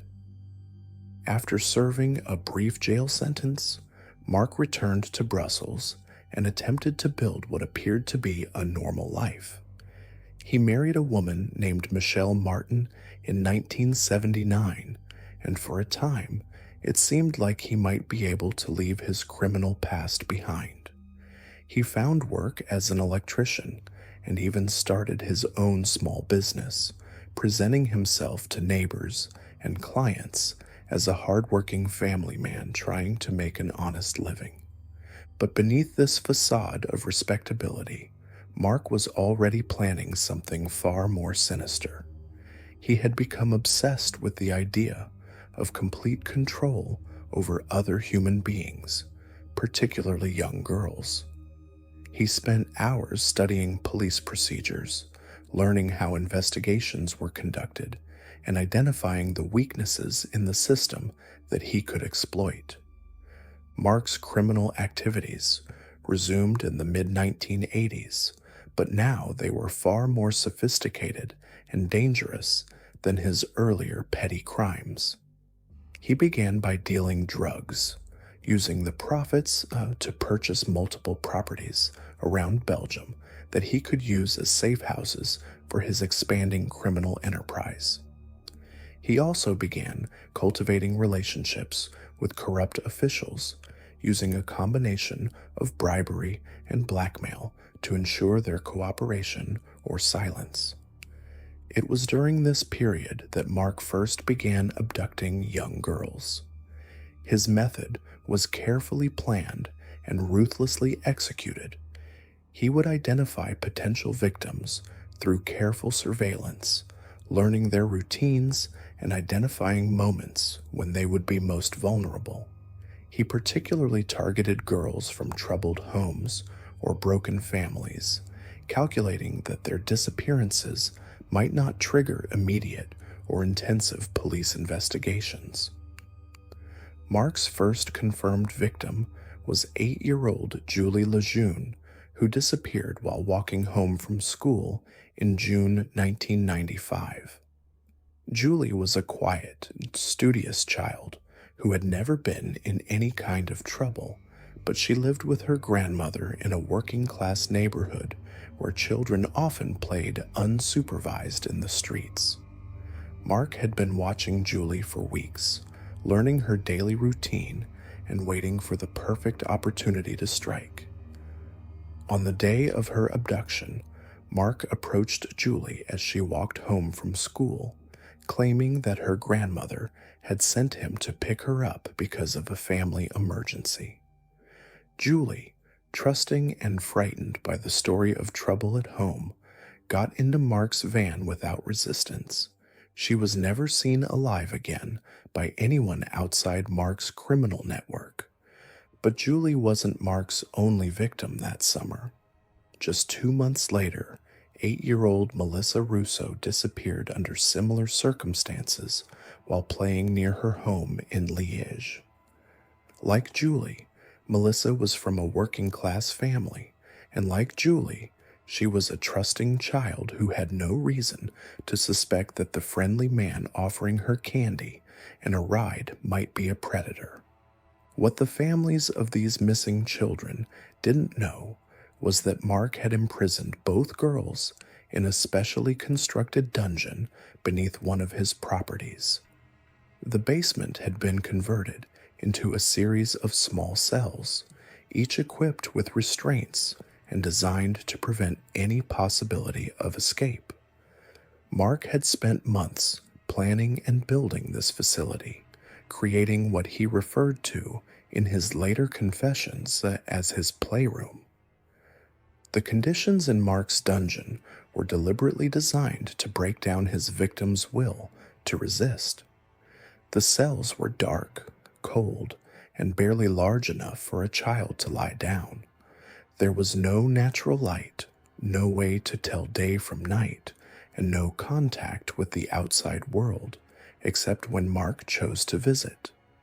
The psychological torture was every bit as systematic as the physical abuse, designed to create a state of learned helplessness that would make his victims easier to control. Mark didn't just abuse these children, he also used them to create pornographic materials that he sold to other predators across Europe. He had established connections with a network of child abusers that spanned multiple countries, and the profits from this material helped fund his expanding criminal operations. The children were forced to participate in increasingly degrading and violent scenarios, with Mark carefully documenting everything for future sale and distribution. The investigation into the disappearances of Julie and Melissa was hampered from the beginning by what can only be described as systematic incompetence or deliberate obstruction by Belgian authorities. Despite receiving multiple tips that pointed toward Mark as a potential suspect, police failed to follow up on crucial leads or dismissed them entirely. When they did investigate, their searches were cursory and ineffective, missing obvious evidence that could have led to the children's rescue. Part of the problem was that Mark had cultivated relationships with corrupt officials who were either being paid to look the other way or were themselves involved in his criminal network. Phone calls were made, warning him of impending searches. Evidence was lost or destroyed, and witnesses were intimidated into silence. The system that was supposed to protect children had been corrupted to the point where it was actively enabling their abuse. But Mark's operation was about to expand in ways that would eventually lead to his downfall. In May 1996, he abducted two more young girls, 14-year-old Anne Marshall and 17-year-old Evie Lambrex. Unlike his previous victims, these girls were older, stronger, and more likely to fight back. They were also from more affluent families with greater resources and connections to demand action from authorities. Anne and Evie had been attending a school function when they disappeared, last seen getting into a van that matched the description of vehicles Mark had been using in his previous abductions. Their families immediately contacted police and began organizing search efforts, but once again, the official investigation seemed to move with frustrating slowness and incompetence. What the authorities didn't know was that Mark's criminal enterprise was reaching a crisis point. The stress of maintaining multiple victims, avoiding detection, and managing his network of accomplices was taking its toll. He was making mistakes, leaving evidence, and struggling to maintain the careful discipline that had allowed him to operate undetected for so long. The beginning of the end came in August 1996, when Mark was arrested on charges related to car theft. It was a relatively minor offense that might normally have resulted in a brief jail sentence, but this time investigators discovered something that would change everything. Hidden in one of Mark's properties, they found evidence of his involvement in child abduction and abuse. The discovery triggered the largest criminal investigation in Belgian history. Police began searching all of Mark's known properties, and what they found was beyond their worst nightmares. In the basement of his house in Marcinelle, they discovered a specially constructed dungeon where children had been imprisoned, abused, and murdered. Most shocking of all was the discovery of two survivors. 12-year-old Sabine Dardenne and 14-year-old Laetitia Delhez were found alive in Mark's basement, emaciated and traumatized but breathing. They had been imprisoned for months, subjected to repeated abuse, but they had somehow survived the ordeal that had claimed the lives of so many other children. The girls' testimony revealed the full scope of Mark's crimes and the systematic nature of his operation. They described being held in underground cells, forced to participate in the creation of pornographic materials, and threatened with death if they tried to escape or call for help. They also revealed that Mark had not been working alone, but was part of a larger network that included his wife Michelle and several other accomplices. As the investigation expanded, more horrifying details emerged. The bodies of Julie Lejeune and Melissa Russo were found buried on another of Mark's properties, along with evidence that they had been starved to death while Mark was serving a brief jail sentence on unrelated charges. And Marshall and Evie Lambrex were also found dead, murdered after Mark had finished exploiting them for his pornographic business. But the most disturbing revelations were yet to come. The investigation revealed that Mark's network had connections that reached into the highest levels of Belgian society, including politicians, judges, and police officials.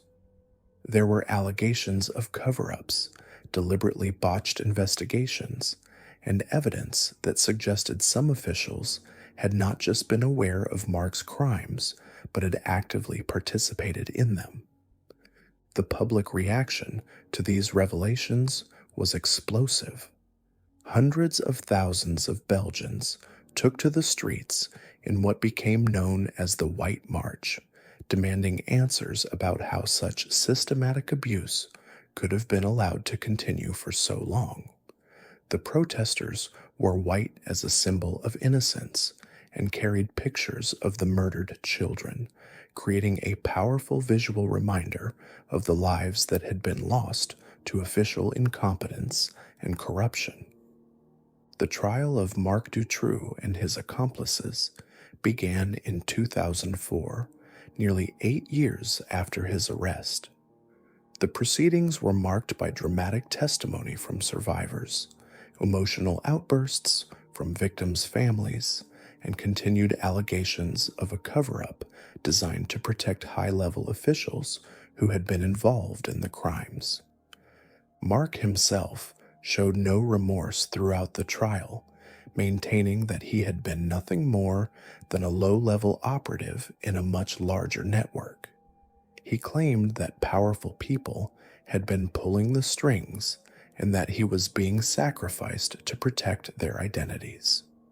Whether these claims were true or simply an attempt to shift blame for his own crimes remains a matter of debate among investigators and legal experts. In 2004, Marc Dutroux was convicted of multiple counts of murder, kidnapping, and child abuse, and sentenced to life in prison without the possibility of parole. His wife, Michelle Martin, and several other accomplices received lighter sentences, though many observers felt that justice had not been fully served. The case had a lasting impact on Belgian society and law enforcement practices across Europe. It led to significant reforms in how missing children cases are investigated, improved coordination between different police agencies, and new laws designed to combat child pornography and human trafficking. But perhaps most importantly, the Dutroux case served as a wake-up call about the existence of organized networks devoted to the exploitation of children. It revealed that child abuse was not just the work of isolated predators, but could be part of sophisticated criminal enterprises with connections to legitimate institutions and respectable members of society. The children who died in Marc Dutroux's basement, Julie Lejeune, Melissa Russo, Anne Marchal, and Yvier Lambrex, became symbols of innocence lost and systemic failure. Their deaths exposed the vulnerability of children in a world where predators could operate with impunity, protected by corruption and incompetence at the highest levels of government and law enforcement. The survivors, Sabine Dardenne and Laetitia Delhez, showed remarkable courage in testifying against their abuser and helping to expose the full scope of his crimes. Their survival and recovery became beacons of hope in a case that had revealed the darkest aspects of human nature and institutional failure. Marc Dutroux remains in prison today, serving a life sentence in isolation. He continues to maintain that he was part of a larger conspiracy and that the real perpetrators were never brought to justice. Whether his claims contain any truth or are simply the desperate lies of a convicted child killer may never be fully known. The legacy of the Dutroux case extends far beyond Belgium's borders. It forced societies across the world to confront uncomfortable truths about child abuse, official corruption, and the vulnerability of children to predators who operate not as lone wolves, but as part of organized networks with resources and protection that individual killers could never access. but even the organized horror of Marc Dutroux's network pales in comparison to our final case, which takes us back to the United Kingdom, where a predator stalked children across multiple decades, leaving a trail of shattered innocence that spanned the entire length of Britain. His name was Robert Black, and he transformed his job as a delivery driver into the perfect cover for a reign of terror that would claim victims from Scotland to the English countryside. Unlike Dutroux, who operated from fixed locations, Black was constantly mobile, using the highways and byways of Britain as his hunting ground in a campaign of violence that lasted for more than 20 years. Robert Black was born on April 21st, 1947, in Grangemouth, Scotland, into circumstances that seemed almost designed to create a monster. His mother was an unmarried teenager who abandoned him when he was just a few months old, leaving him to be raised by foster parents who viewed him as nothing more than a burden to be endured rather than a child to be loved. The foster family that took Robert in, Jack and Margaret Tulip, were harsh and unforgiving people who believed that children should be seen and not heard. They treated Robert not as a son, but as an unwelcome obligation, providing the bare minimum of food and shelter while withholding any form of affection or emotional support. By the time Robert was old enough to understand his situation, he had already learned that the world was a cold, hostile place where love was a luxury he would never be allowed to experience. School offered no escape from Robert's troubled home life. He was a poor student who struggled with basic reading and writing skills, and his emotional problems made it impossible for him to form normal relationships with teachers or classmates. Other children sensed something different about him, something unsettling, and they kept their distance. Teachers saw a sullen, withdrawn boy who seemed lost in his own world, but they attributed his problems to his difficult family situation rather than recognizing the warning signs of a developing psychopath. By his early teens, Robert had already begun displaying the classic warning signs of a future serial killer. He was cruel to animals, setting cats on fire and torturing dogs for his own amusement. He was also fascinated by death and violence, collecting newspaper clippings about accidents and murders and keeping them hidden in his bedroom like treasured possessions. Robert's first serious criminal offense occurred when he was just 16 years old.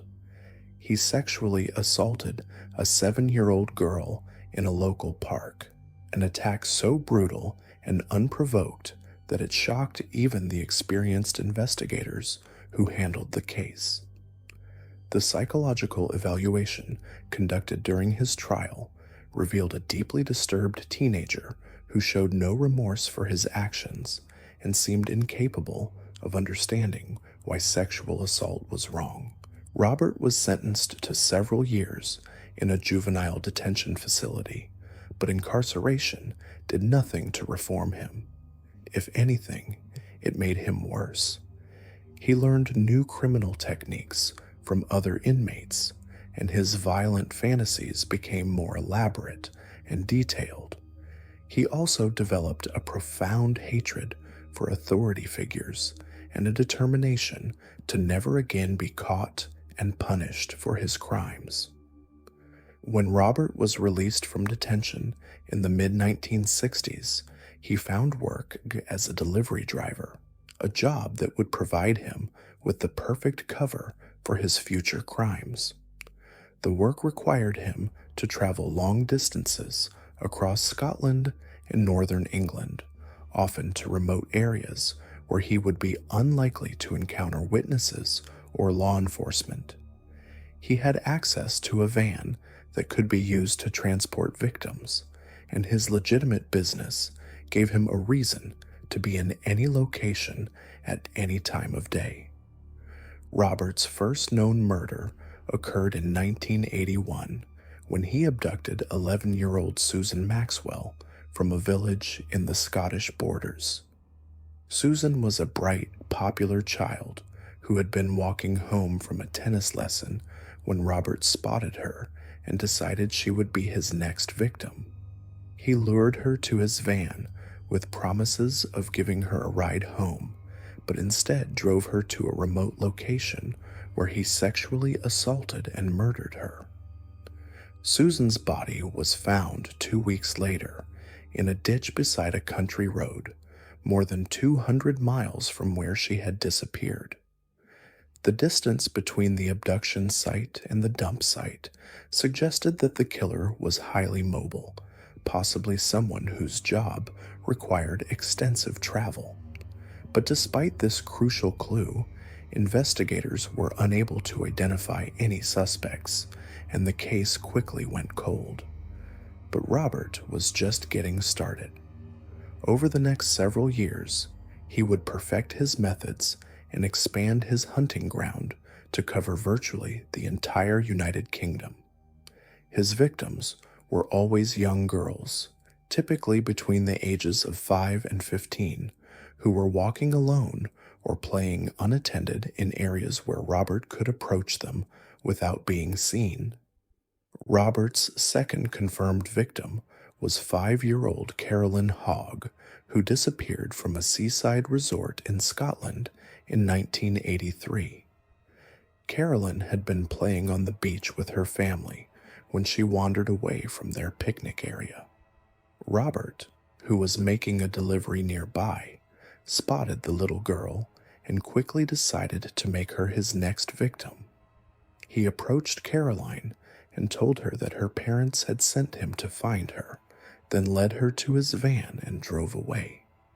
Caroline's body was found 10 days later in a remote area of England, more than 300 miles from where she had disappeared. Like Susan Maxwell before her, she had been sexually assaulted before being murdered. The investigation into Caroline's death followed the same frustrating pattern as the earlier case, with police unable to identify any viable suspects despite having clear evidence that they were dealing with a mobile predator. Robert's third known victim was 10-year-old Sarah Harper, who disappeared from her home in Leeds in 1986. Sarah had been playing outside her house when Robert drove past and spotted her. He stopped his van and approached Sarah, claiming to be a friend of her parents who had been asked to pick her up. Sarah, trusting and innocent, got into the van without resistance. She was never seen alive again. Sarah's body was found a month later in the River Trent, where it had been weighted down with stones in an apparent attempt to prevent its discovery. The condition of the remains made it difficult to determine the exact cause of death, but investigators were certain that Sarah had been murdered by the same person responsible for the deaths of Susan Maxwell and Caroline Hogg. By now, police forces across the United Kingdom were beginning to recognize that they were dealing with a serial killer who was using the country's extensive road network to hunt victims across multiple jurisdictions. The investigation was complicated by the fact that the crimes spanned several different police forces, each with their own procedures and priorities. Communication between agencies was poor, and crucial information was often lost or overlooked as cases were passed from one department to another. Robert's ability to evade capture for so long was partly due to his intimate knowledge of Britain's road system and his skill at blending into whatever community he found himself in. As a delivery driver, he had a legitimate reason to be anywhere at any time, and his van was such a common sight on the roads that it rarely attracted any attention. He also had an uncanny ability to identify vulnerable children and approach them in ways that didn't arouse suspicion. The breakthrough in the case came in 1990 when Robert made a crucial mistake. While attempting to abduct a 6-year-old girl in the village of Stowe in the Scottish borders, he was spotted by a local man who became suspicious of his behavior. The witness noted down the license plate number of Robert's van and reported the incident to police. When investigators ran the license plate, they discovered that the van was registered to Robert Black, a delivery driver with a criminal record for child sexual abuse. Further investigation revealed that Robert's work routes had taken him to the areas where all 3 murdered girls had disappeared, and that he had been in those locations on the dates when the crimes occurred. The evidence against Robert was overwhelming, but he continued to maintain his innocence, even when confronted with irrefutable proof of his guilt. When police searched his van, they found ropes and tape and other items that could be used to restrain victims. They also found pornographic materials depicting children and detailed maps of areas where attacks had occurred. Robert's trial began in 1994, and the prosecution presented a compelling case that he was responsible for the murders of Susan Maxwell, Caroline Hogg, and Sarah Harper. The evidence included witness testimony placing him near the crime scenes, forensic evidence linking him to the victims, and proof that his work schedule had given him the opportunity to commit all 3 murders. The jury found Robert Black guilty on all counts, and he was sentenced to life in prison with a recommendation that he never be released. But even after his conviction, investigators continued to link him to additional crimes. DNA evidence and other forensic advances eventually connected Robert to dozens of other cases across the United Kingdom and Europe, making him one of the most prolific child killers in British history. Robert Black died in prison on January 12, 2016, at the age of 68. He had spent more than 20 years behind bars, during which time he never showed any remorse for his crimes or provided any information that might help locate other victims. His death brought some measure of closure to the families of his known victims, but it also meant that many questions about his crimes would never be answered. The case of Robert Black highlighted serious deficiencies in how British law enforcement agencies communicated and coordinated with each other when dealing with crimes that crossed jurisdictional boundaries. His ability to kill for nearly a decade while moving freely between different police force areas revealed the need for better information sharing and more sophisticated investigative techniques. Perhaps most importantly, Robert Black's crimes served as a reminder of the vulnerability of children to predators who are willing to travel great distances to find victims.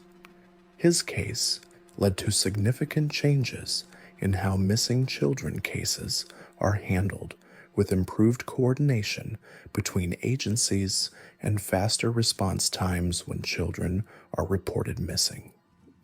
The 3 young girls who died at Robert Black's hands, Susan Maxwell, Carolyn Hogg, and Sarah Harper, were more than just victims of a madman's rage. They were daughters and sisters who had their whole lives ahead of them. Their deaths served as a tragic reminder of how quickly and unexpectedly evil can shatter the lives of innocent children and devastate the families who love them. But their memory also lives on in the safety measures and awareness programs that their deaths helped inspire. The terror that Robert Black brought to communities across Britain led to important changes in how children are taught about stranger danger and how parents and communities work together to protect vulnerable young people. In the end, Robert Black's story serves as a final reminder that monsters don't always lurk in dark alleys or abandoned buildings. Sometimes they drive delivery vans, wear uniforms, and present themselves as helpful members of society. They exploit our natural tendency to trust and our children's innocent willingness to believe that adults want to help them. The 8 killers we've examined in this series, Danny Rolling, Michael Swango, Robert Berdella, Leonard Fraser, Paul Denier, Ivan Milat, Mark Dutroux, and Robert Black, represent different faces of evil, but they all share certain common characteristics. They were masters of deception who used their outward appearance of normalcy to gain access to victims. They exploited weaknesses in law enforcement and social services systems to evade capture, and they left behind a legacy of trauma that continues to affect survivors, families, and entire communities decades after their crimes were committed. Their stories serve as permanent reminders that vigilance is always necessary, that evil can emerge from the most unexpected places, and that the price of freedom and safety is eternal watchfulness. The innocent victims, whose lives they stole, will never be forgotten, and their memory continues to inspire efforts to protect others from similar fates. These cases have taught us that evil is real, that it walks among us every day, and that only through understanding its methods and motivations can we hope to prevent future tragedies.